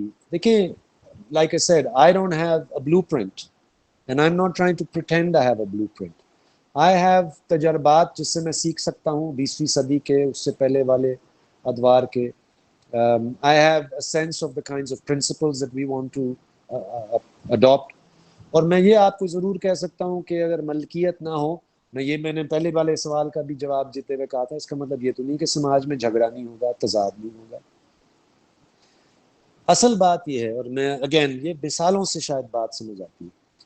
دیکھیں, آپ بھی اسی سماج میں رہتے ہیں اور آپ میں سے بہت سارے ایسے خاندانوں سے آئے ہوں گے جن کو وراثت میں کوئی چھوٹی موٹی ملکیت ملی. آپ کے دادے کے پاس زمین تھی, کوئی گھر تھا, تو آپ کے والد صاحب اور چاچوں اور تایوں کو بھی, یا پھپھوں کو تو تھوڑا سا کم حصہ, رائٹ, بیکاز عورت عادی ہوتی ہے اسی ملکیت کے نظام میں. another great reason to destroy the system, کہ جس کے اندر ایک انسان کی ملکیت ہی آدھی تصور کی جاتی ہے. تو خیر, لیکن یہ جب تقسیم ہوتی ہے اور ملکیت اگلی نسل کو دی جاتی ہے تو جھگڑے بھی ہوتے ہیں. پاکستان میں تو بہت جھگڑے ہوتے ہیں. اب آپ اندازہ کریں کہ اگر آپ تھانہ کچہریوں میں اس وقت جائیں گے اس ملک میں, اور آپ کورٹ کیسز جا کر اٹھائیں گے, تو آپ کو پتہ چلے گا کہ بیشتر جھگڑے جو ہیں نا, بیشتر جھگڑے وہ لوگ خود لے کر آتے ہیں تھانوں میں. بھائی کے جھگڑا ہو گیا زمین پہ, پرچہ کر دیا ایک دوسرے پہ. ٹھیک, موسٹ آف دا جھگڑاز ان سوسائٹی اراؤنڈ ملکیت. یہ لڑکا لڑکی جب بھاگتے ہیں نا, اس پہ بھی جھگڑا ہوتا ہے, کاروکاری سخت ترین شکلوں میں آنر کلنگز ہوتی ہیں. لیکن اس کا بھی کیا ہے, وائی ڈز اٹ جھگڑا ہیپن؟ لڑکا لڑکی not always the best situation, but in some cases rightfully want of their own free will to solemnize their relationships, they leave کیونکہ ماں باپ نہیں اجازت دیتے. تو کیا ہوتا ہے, لڑکی ملکیت ہے تو ملکیت تو کا عزت انا کا مسئلہ بن جاتا ہے, تو لوگ جا کر پکڑتے ہیں, مار بھی دیتے ہیں لڑکے کو لڑکی کو. آپ اگر تھانوں کچہریوں میں دیکھیں گے, آپ اگر عدالتوں میں جا کر دیکھیں گے, the vast majority of conflicts in society relate to property, physical property, women as property. ٹھیک, اور اس میں پھر ریاست کا نظام جو ہے نا اسی لیے چلتا ہے چونکہ وہ جا کر جو ہے نا, وہ پھر پولیس والا بھی آ کر, تھانے دار بھی, وکیل بھی پھر با اختیار ہوتا ہے کہ یہی پھر ان جھگڑوں کو سنبھالتے ہیں. So you would be surprised کہ کتنا ایک امکان ہے اس بات کا کہ آپ کے سماج میں آپ کو ایک نسبتاً پرامن سماج ملے گا. اگر یہ ایک الگ بات ہے کہ ملکیت سے پاک جو نظام ہے، ملکیت سے پاک سماج، بہت آگے کی بات ہے نا۔ ہم تو ایک ایسے نظام میں رہتے ہیں کہ ہم تو بنیادی قسم کے انسان کے بنیادی ضروریات کی بات کرتے ہیں، ہم تو بنیادی طرح کے کو متبادل سوچ کی بات کرتے ہیں۔ But if you ask me how would society be managed in the absence of property, society would be managed in far less conflictual ways for sure. And society again, اگر ہم ایسی سوسائٹی بنا پائیں جو کہ self conscious, self aware individuals اور کلیکٹیویٹیز کی بنیاد پہ، جہاں پہ ہر انسان کی ضرورت، بنیادی مادی ضروریات پوری ہوتی ہیں، تو پھر میرا خیال ہے جو کانفلکٹس آئیں گے، جو تضادات ہوں گے، جو نیچر کے ساتھ ہمارا توازن بگڑا ہوا ہے اس کو درست کرنے کے لیے جو ہمیں مل کر اقدامات کرنے پڑیں گے، یہ مجھے بالکل نہ صرف ممکن لگتا ہے بلکہ مجھے لگتا ہے کہ ہم زیادہ امکان ہوگا کہ ہم یہ سب کچھ کر پائیں گے، بجائے اس کے کہ جو اب ہے کہ جب ہم صبح شام ملکیتوں پہ ہی لڑتے رہتے ہیں۔ سہیب علی نے ایک بہت انٹرسٹنگ سوال کیا ہے کہ کمیونزم میں، ایک منٹ، وہ بولتے ہیں کہ in how would resources be distributed in communism. I think ہمیں ایک چیز کلیریفائی کرنی ہوئے گی کہ مارکسین پولیٹیکل اکانومی میں سوشلزم اور کمیونزم میں کیا ڈفرینس ہے، اینڈ کہ how are these terms used, اور پھر ہم ایسے آگے ایک بالکل کلیریفائی کر کے کہ سوشلزم کیا چیز ہے، کمیونزم کیا چیز ہے، اگر اس پہ آپ تھوڑی سی بات کریں اور کلیریفائی کر دیں۔ ہاں آپ کی اجازت سے مصطفیٰ میں یہ اس کی تفصیل میں تو نہیں جاؤں گا بیکاز یہ کافی تفصیلی بات ہے، بٹ آئی ول سے دیکھیں اگین جسٹ ٹو ریٹریٹ، ملکیت جو ہے یا وسائل جو ہیں وہ ملکیت کی شکل اختیار کر سکتی ہے نا، وہ ملکیت کی مختلف فارمز ہیں۔ مثال کے طور پہ میں نے آپ کو تھوڑی دیر پہلے بتایا تھا کہ ابھی بھی علاقے ہیں اور you know until we are alive we will continue to defend these types of property جو common properties ہیں، اس کو ہم شاملات کہتے ہیں، وہ جگہیں، وہ چیزیں، وہ میڈوز، وہ پہاڑ، وہ پانی کے ذخائر جو کہ کسی کی نہیں ہیں، جو کہ سب کے ہیں، جو کہ سب کے استعمال میں ہیں، جہاں پہ کوئی بندہ جا کر اپنے مال مویشی کو لے کر جا سکتا ہے اور وہ گریزنگ بھی کرتے ہیں، جہاں پہ کچھ نہ کچھ کہیں جہاں پہ کوئی کمیونٹیز رہتی ہیں تو وہ مل کر اجتماعی یعنی کہ ملکیت کے طور پر اس کو وہاں پہ کہیں خوراک بھی پیدا کرتے ہیں، جہاں پہ لوگ تفریح کے لیے بھی جاتے ہیں۔ This is also a form of property, collective property. یہ جو زیرو سے ہیرو والا یا ہیرو سے زیرو والا، یہ ہم اس کے قائل نہیں ہیں۔ ہم آج بھی اس دنیا کے اندر ہمارے پاس مثالیں ہیں کہ ہم کیا چاہتے ہیں، ہم کس طرح کا سماج بنانا چاہتے ہیں۔ اس میں کوئی اتنی سنسنی خیز بات نہیں ہے کہ ہم پتہ نہیں سب کچھ ختم کر دیں گے اور پتہ نہیں کیا کر دیں گے اور تمام ریت روایات کو دھجیاں اڑا دیں گے۔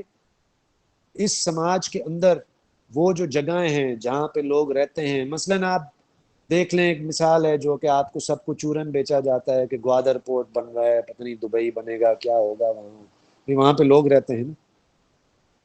جب گوادر پورٹ کی کہانیاں ہمیں نہیں بھی بیچی جاتی تھی تو لوگ تو رہتے تھے نا وہاں پہ۔ بڑا ایک قدیم پیشہ ہے، روزگار ہے ماہی گیری کا، اور وہ ماہی گیر صرف گوادر میں نہیں ہے، پورے کوسٹل بیلٹ مکران کے، آپ سندھ کے کوسٹل بیلٹ میں جائیں گے، آپ ایون اندر انلینڈ واٹر باڈیز میں جائیں گے، ریورز پہ جائیں گے تو آپ کو ماہی گیر ملتے ہیں۔ They don't operate in terms of private property, generally speaking. The water is collective. وہ کسی کی ملکیت تو نہیں ہے نا، دریا میری ذاتی ملکیت ہو سکتی ہے۔ جو پہاڑی علاقوں میں لوگ رہتے ہیں، ماؤنٹینس ہائی لینڈس کی جو کمیونٹیز ہیں، how do you split up a mountain into private property؟ Collective ہے۔ The flora, the fauna, the meadows, the lakes, these are collective۔ کیوں لوگ جاتے ہیں وہاں پہ تفریح کے لیے؟ Because it's beautiful, because it's joyous, because ایسی جگہیں ہیں آج بھی جو اس ریٹ ریس سے، اس بندر بانڈ سے پاک ہیں، لیکن کموڈیفیکیشن اور سرمایہ داری کی قبضہ گیری اور کلونیل کیپٹلزم کے اس نظام کے اندر جس میں ہم رہتے ہیں، وہ ساری چیزیں بتدریج ہضم کی جا رہی ہیں, ہڑپ کی جا رہی ہیں, یہ سلسلہ جاری ہے. And so, what we are talking about is not something mythical کہ ہم یہ بنائیں گے. ہم آج کی دنیا کے اندر بھی آپ کو یہ مل سکتا ہے کہ اگر یہ کلیکٹیو پراپرٹی کے فارمز ہیں جو ایگزسٹ کرتے ہیں, جہاں پہ لوگ اکٹھے مل کر رہتے بھی ہیں, ان کی ضرورتیں بھی پوری ہوتی ہیں, اور وہ آپ دیکھیں ان ایسے علاقوں کے لوگ ہمیشہ سب سے زیادہ ہاسپٹیبل ہوتے ہیں, ویلکمنگ ہوتے ہیں. باہر کا بندہ آتا ہے, وہ کہتا ہے آپ بھی ہمارے ساتھ آ کر شیئر کریں, آپ بھی ہمارے ساتھ آ کر جو ہماری روزی روٹی, آپ بھی اس کا حصہ بنیں, آپ تفریح کرنا چاہتے ہیں آپ بھی جا سکتے ہیں. یہ انسان کی خوبصورتی ہے نا, انسانی سماج کی خوبصورتی ہے کہ آج بھی باوجود کموڈیفیکیشن کی, باوجود سرمایہ کے اس راج کے اندر ابھی بھی ہمارے پاس اس طرح کے فارمز موجود ہیں. سو rather than thinking about something that is very abstract, I would encourage you to think about آج بھی اس سماج کے اندر کون سی ایسی فارمز ہیں کلیکٹیو پراپرٹی کے, کلیکٹیو اونرشپ کے. ہمارا تو شہر میں آپ جائیں, لوگ اپنی گھر کی صفائی کرتے ہیں, صاف رکھنا چاہتے ہیں, کوڑا باہر پھینک دیتے ہیں محلے میں. وائی کانٹ وی کیپ جو کلیکٹیو, وائی ہمارے پارکس, ہمارے شیئرڈ اسپیسز ایگزسٹ کرتے ہیں, شہر میں بھی ایگزسٹ کرتے ہیں. So, this is the way we think about society. This is what we think is possible. And یہ ممکن ہے. And collective ownership بھی ہوتی ہے. It's not کہ کوئی no one owns stuff. Collective ownership is also something. دیکھیں ہمارے سماج میں ایک بہت بڑا مسئلہ ہے کہ there are very few things which we feel collectively responsible for. جو آپ بھی بطور نوجوان, آپ کے اندر جو بیگانگی ہوتی ہے وہ آپ کو بچپن سے, کیونکہ آپ کو بطور ایک فرد کی اہمیت ہے. ہر فرد یونیک ہے, ہر فرد کی ایک اپنی صلاحیت ہوتی ہے, لیکن فرد کسی سماج کے اندر, کلیکٹیوٹی کے اندر, ہم سماجی جانور ہیں, ہم لوگوں کے ساتھ کانٹیکٹ, ٹچ, کنیکشن چاہتے ہیں. We all desire this. This is all a very human instinct. And so collective property reflects the best traits of human, I think, instinct. And وہ آج بھی اس دنیا میں ایگزسٹ کرتے ہیں. ہم صرف اس کو پورے سماج کے اندر نافذ کرنا چاہتے ہیں, لاگو کرنا چاہتے ہیں, اور وہ ظاہر ہے اسی وقت ہوگا جب ہم سب شعوری طور پر اس چیز کو چاہیں گے. یہ کسی کے کرنے سے زبردستی نہیں ہو سکتا.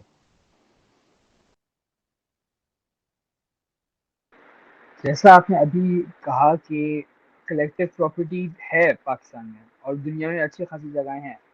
پاکستان میں ابھی سرمایہ داری بھی ہے, مگر کوئی علاقوں میں جیسے اندرون سندھ ہے, سم پارٹس آف جنوبی پنجاب اور بلوچستان میں, وہاں پہ جاگیردارہ نظام بھی ہے. سو آپ کی نظر میں جو ابھی پاکستان کا کرنٹ پولیٹیکل اکنامک اسٹرکچر ہے, کیا وہ ہولی کیپٹلسٹ ہے, سیمی فیوڈل ہے, سیمی کیپٹلزم ہے, سیمی کلونیل ہے, ان دونوں کا مکسچر ہے, کیا ہے؟ اور with keeping this in mind, ہماری اگر جو آگے جو ہماری ریسرچ ہوگی اور واٹ ایور ہمارے پرسپیکٹیوز ہوں گے, یہ اس کو کتنا ڈیفائن کریں گے؟ I mean, لفاظی سے ہم جتنا بچ سکتے ہیں اتنا اچھا ہے. I generally think about this society as simultaneously colonized and capitalist. اگر آپ کچھ بھی میرے منہ سے الفاظ جوڑ کے نکالنا چاہتے ہیں تو اس میں سے کچھ آپ کو جرت نظر آتی ہے. ہم ایک پوسٹ کلونیل کیپٹلسٹ سوسائٹی ہیں. I don't generally find the word feudal very useful anymore, at least. جاگیرداری تو بالکل ہی وہ ایک اور ہی طرح کا ایک ریفرنس ہے, اور وہ ایکچولی بہت ہی مس ریپرزینٹیڈ ہے. جاگیر actually means a revenue assignment, and جاگیریں وہ ہوتی تھیں ریونیو اسائنمنٹس جو کہ مغل بادشاہ مختلف منصب داروں کو دیتا تھا, مختلف regional princes and kings and fiefdoms کو, and not in perpetuity. That means کہ these were not permanent proprietary rights. تو اس لیے جاگیردار کا آج جو ہم جس طرح استعمال کرتے ہیں کہ جی وہ زمیندار ہے, وہ بہتر بڑا لینڈ لارڈ ہے, that's actually not what Jagirdar actually means.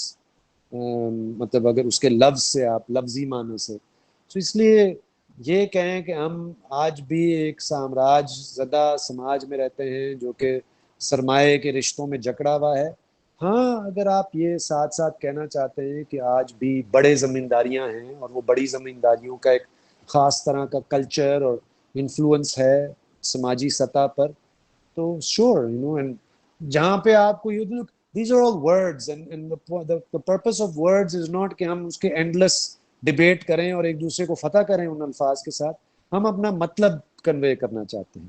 تو اگر کوئی کہتا ہے کہ جی میرا پاکستان میں آج بھی ایسے خطے ہیں جہاں پہ فیوڈل کلچر ہے یا فیوڈلز ہیں، تو مجھے اس پہ کوئی اختلاف نہیں ہے، میں اس پہ میرا کوئی سخت رد عمل نہیں ہے as long as we are able to explain to each other what we want to say. The reason I feel کہ کیپٹلزم ہی یہاں کا تقریباً کم و بیش معاشی نظام ہے because as I said کہ اب کوئی چیز بچی نہیں ہے. میں نے جو ابھی آپ کو بتایا تھا کلیکٹیو پراپرٹی فارمز کے جو قسمیں بچ گئی ہیں وہ بھی بتدریج ان پر قبضے ہو رہے ہیں، ان کو ہضم کیا جا رہا ہے، ہڑپ کیا جا رہا ہے. And so essentially it's the rule of کیا سرمایہ کی راج ہے، سرمایہ ہر جگہ پھیلتا چلا جا رہا ہے اور اس کا جو پرٹیکولر فارم ہے it is very colonial, it is very violent, it relies on a very colonial kind of capture and accumulation جو کہ ہم انگریز دور سے یہاں پہ دیکھتے آ رہے ہیں.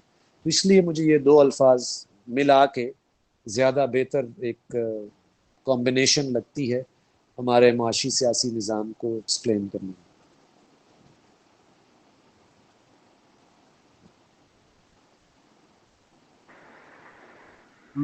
Thank you for that answer. I would hand it over to Fatma for the next portion of this کہ conclusion جو ہمارا ہوگا کہ اگر اور کسی کے سوال ہیں just to wrap this session up کہ کیا کیا ہم نے cover کیا ہے اور کیا کیا رہ چکا ہے. Fatma is here. Fatma, over to you. اچھا ویسے ایک اور کویشچن تھا which was being discussed a lot in the chat amongst people themselves، تو مجھے تھا اگر آپ بھی اس پہ تھوڑا سا بات کر دیں تو شاید ادھر والی چیزیں بھی ایڈریس ہو جائیں، کہ کیونکہ کیوبا پہ پوری ڈسکشن چیٹ میں شروع ہو گئی تھی and that was related to of course مطلب اس پہ بہت زیادہ امبارگوز فیس کرتے ہیں کنٹریز لائک کیوبا اور نارتھ کوریا اور any socialist country you can take. تو یہ ہے کہ کیا میجرز ہیں جو ایسی سوسائٹی لے سکتی ہے that faces such strict embargoes and how do they become self-sufficient, because that's obviously something ادھر بھی اگر کسی قسم کی resistance against capitalism کامیاب ہوتی ہے تو that's something that practically you're going to face from imperialism. So how have countries like Cuba dealt with this? انہوں نے اپنے بیلٹ کس کے جو ہے نا، ہر انسان نے، کیوبا کے ہر فرد نے اپنی ذمہ داری قبول کر کے اپنے انقلاب کی دفاع کی ہے. In 1992 when the Soviet Union collapsed and Cuba's economy was always very heavily subsidized by the Soviet Union. Major export Cuba کا شوگر تھا from the Spanish colonial period. ایک شوگر پلانٹیشن اکانومی تھی، تو وہی چینی کے ایکسپورٹ سے وہ کچھ اپنا حساب کتاب برابر رکھتے تھے، اور Soviet union would always purchase Cuban sugar at higher than market rates as a form of subsidizing the Cuban revolution. Soviet union کے بارے میں بہت سارے لوگ یہ نہیں جانتے کہ اس نے زندگی پوری دنیا میں نیشنل لبریشن موومنٹس کو اور انقلابات کو اس طرح بھی سپورٹ کیا. خیر سوویت یونین کلیپس ہوتا ہے تو Cuba entered what they call the special period، اور یہ پورا ایک باقاعدہ ایک ٹرم تھا جو کیوبا میں استعمال ہوتا تھا. اسپیشل پیریڈ کا مطلب یہ تھا کہ یہ پتہ تھا سب کو، اور کیوبن حکومت نے اعلانیہ بھی کہا تھا کہ اب ہماری معاشی بحران بہت شدت اختیار کرے گا. امبارگو تو ہے ہی ہے، بٹ جو ہمارا اس کا آف سیٹ کرنے والا سوویت یونین وہ بھی چلا گیا. Cuban economy contracted by about 30 to 35%، یعنی کہ اس کی معیشت سکڑ گئی.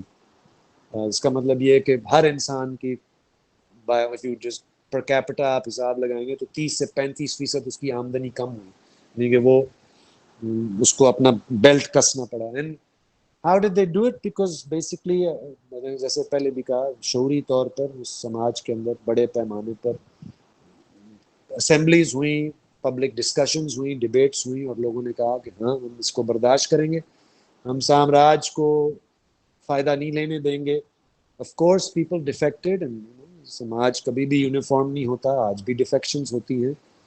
ایسا نہیں ہے کہ کیوبا میں ہر بندہ بہت مطمئن ہوگا، لیکن ایک بھاری اکثریت سماج کی انہوں نے اس چیز کو سمجھا کہ بھئی ہمارے انقلاب کے بہت سارے حاصلات ہیں, we are going to survive. So in a sense there is no easy way out. In the long run, ultimately what we need is a vast network of states that are anti-capitalist, and that's why یہ بھی ایک چیز ہے جو نوجوانوں کو یقیناً پڑھنا چاہیے, سوچنا چاہیے, اپنے آپ کو واقف کرنا چاہیے کہ جب 50-60-70 کی دہائی تک دنیا بھر میں جیسے جیسے افریقہ اور ایشیا کے نو آبادیات آزاد ہوتے چلے گئے, there was a massive decolonization کا ایک احساس تھا across the vast majority of the world, because the vast majority of the world was colonized and was becoming free. And that was what gave rise to this idea of third world nationalism, اور یہ کہ ہمیں مل کر اس گرفت سے نکلنا ہے اور سامراج کے گرفت سے نکلنا ہے. آف کورس وہ بکھر گیا وہ دور, لیکن آج بھی کیوبا کی تو فرینکلی ایک معجزہ ہے کہ ایک جزیرہ ہے جو کہ امریکہ کے 70 میل دور بھی اتنا جبر سہ کر ابھی بھی قائم ہے. And that's what it would take for any single country to survive such an onslaught. And ultimately اس لیے ضروری ہے کہ یہ جو عمل ہے یہ آج بھی, اس وقت بھی جب مارکس نے شروع میں ان چیزوں کو, آئیڈیاز کو ڈسکرائب کرنا شروع کیا, آج تک really what we are talking about, we are internationalists. ہم اپنے ملک اور اپنے عوام اور اپنے اقوام اور اپنے تمام لوگوں کی بات تو کرتے ہی کرتے ہیں, ہم دنیا بھر کے قوموں کے اور عوام کی بات کرتے ہیں. That is, no one is free until all of us are free, and that's really what is the best way to describe it. Thank you, comrade. Though I think the last question before we go towards concluding this, مطلب ایک اور common notion جو جیسے human nature والا سوال بھی آیا تھا کہ مطلب اگر humans inherently greedy یا selfish ہوتے ہیں, which is a common misconception جو لوگوں کے mind میں ڈالی جاتی ہے کہ capitalism کو justify کرنے کے لیے کسی نہ کسی طریقے سے. But also such a question is کہ innovation نہیں ہو سکتی capitalism کے بغیر. That's also a question that has come up کہ how will we drive innovation under a socialist system, if you can answer that question? I mean, I find that very intriguing. The implication is that somehow we only innovate, or we only create, or we only think out of the box جب ہمیں کچھ پیسے ملیں گے. That's odd.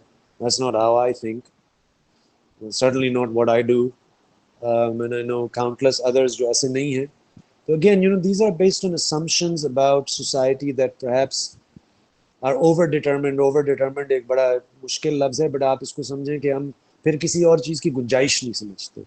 ہم سمجھتے ہیں کہ بھئی ہمیں چونکہ ہمارے ارد گرد وہی امپیریکل ایگزامپلز ہیں جو سارے لوگ صرف اسی وقت کچھ کرتے ہیں. جب اس کی وجہ کیا ہے؟ دیکھیں, انوویشن کا جب آپ اس طرح کا سوال آتا ہے تو میرے ذہن میں آتا ہے کہ آپ کسی دفتر میں بند ہیں اور آپ کا باس جو ہے نا آپ پر سوار ہے, اور آپ نے 10 گھنٹے اس دفتر میں بس ذلالت گزارنی ہے, برداشت کرنی ہے.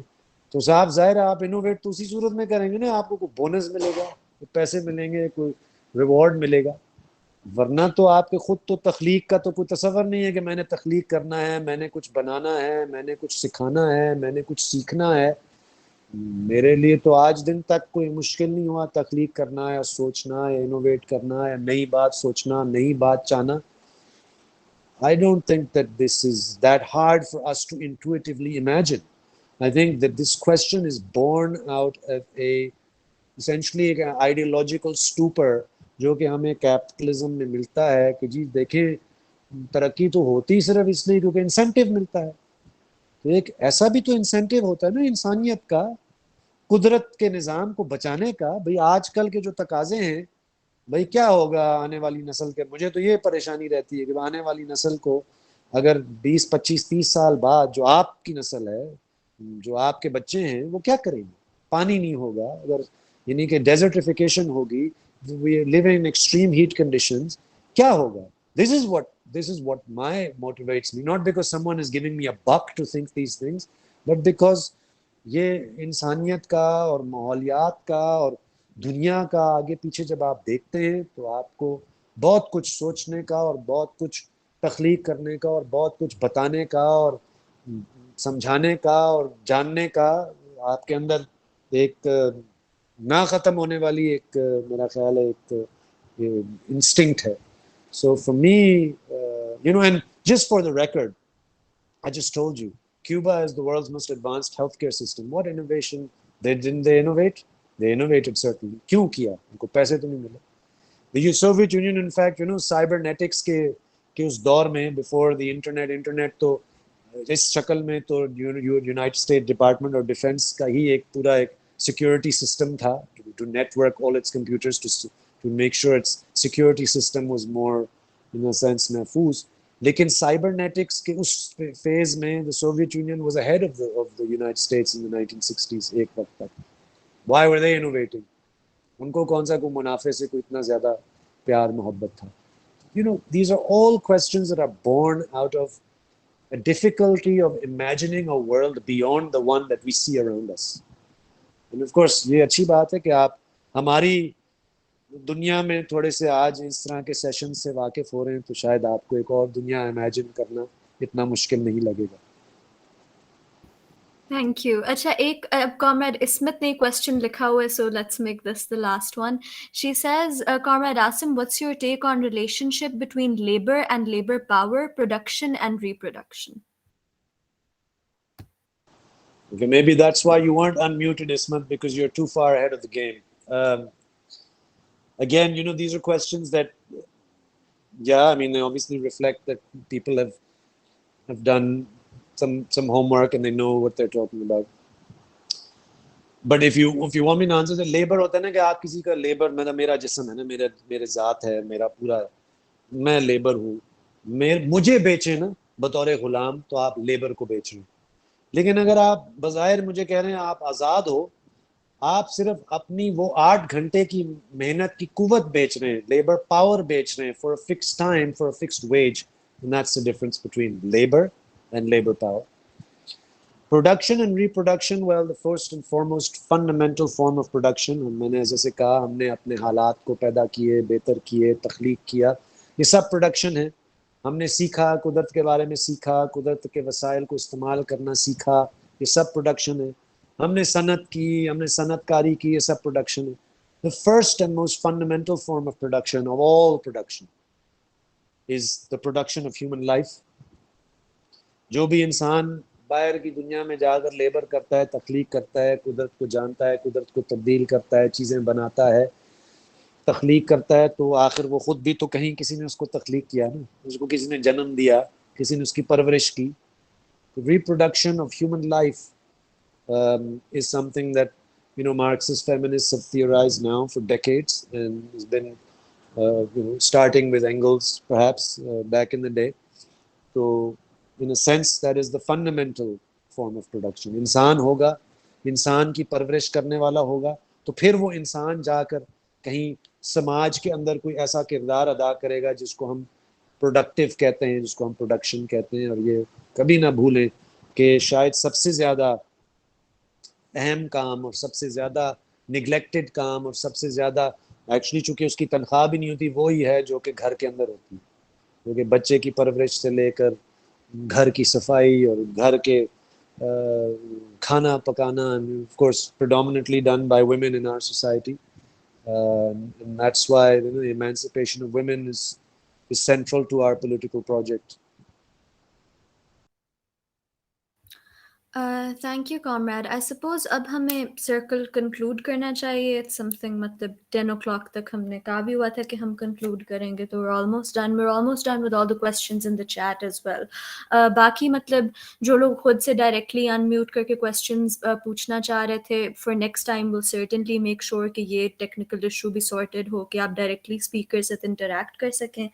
شکریہ آپ سب کے آنے کا. but a few like important things before we end is کہ آپ میں سے جو آئے ہیں آپ جو کورس کی اناؤنسمنٹ کیپ اپ بھی کر رہے ہیں آپ کو پتا ہوگا ہمارا اگلا سیشن کامریڈ تیمور رحمان کے ساتھ ہے next coming Saturday, and it's going to go into a lot of the questions asked in this one as well, which is why matlab inke topics thode continuation mein rakhe gaye the, because aap Marxism ke sath familiar hoenge to you'll certainly start asking questions about kya historical and practice jaise Marxism raha hai uske bare mein aap aur shayad janna chaheं. So it's going to be on actually existing socialism, aur uske baad we have one with Amarati Jan and a lot of other speakers aage as well. So hamara jo platform hai, it's basically more for students and young people, and we're really glad کہ اتنے زیادہ لوگ آئے اور اس course کو اتنا زیادہ response ملا.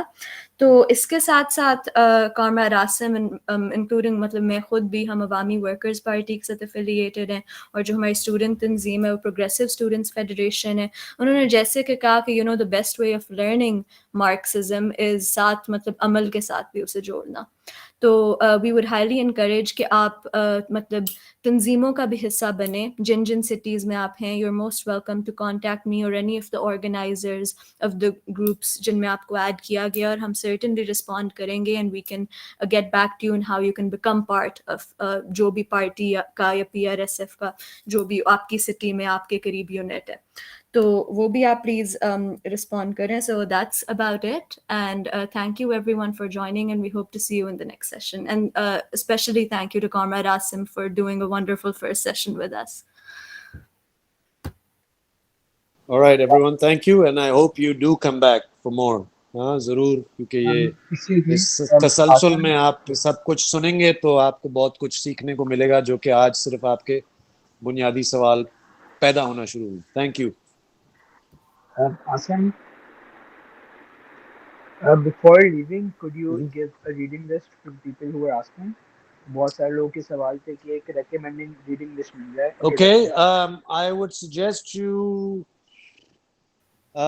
read Eric Wolf, Europe and the People Without History.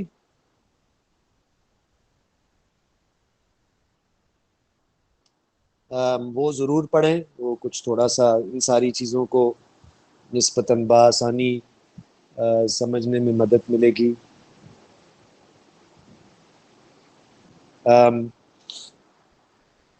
I would also suggest that you read, یہ آپ جا کر تلاش کر سکتے ہیں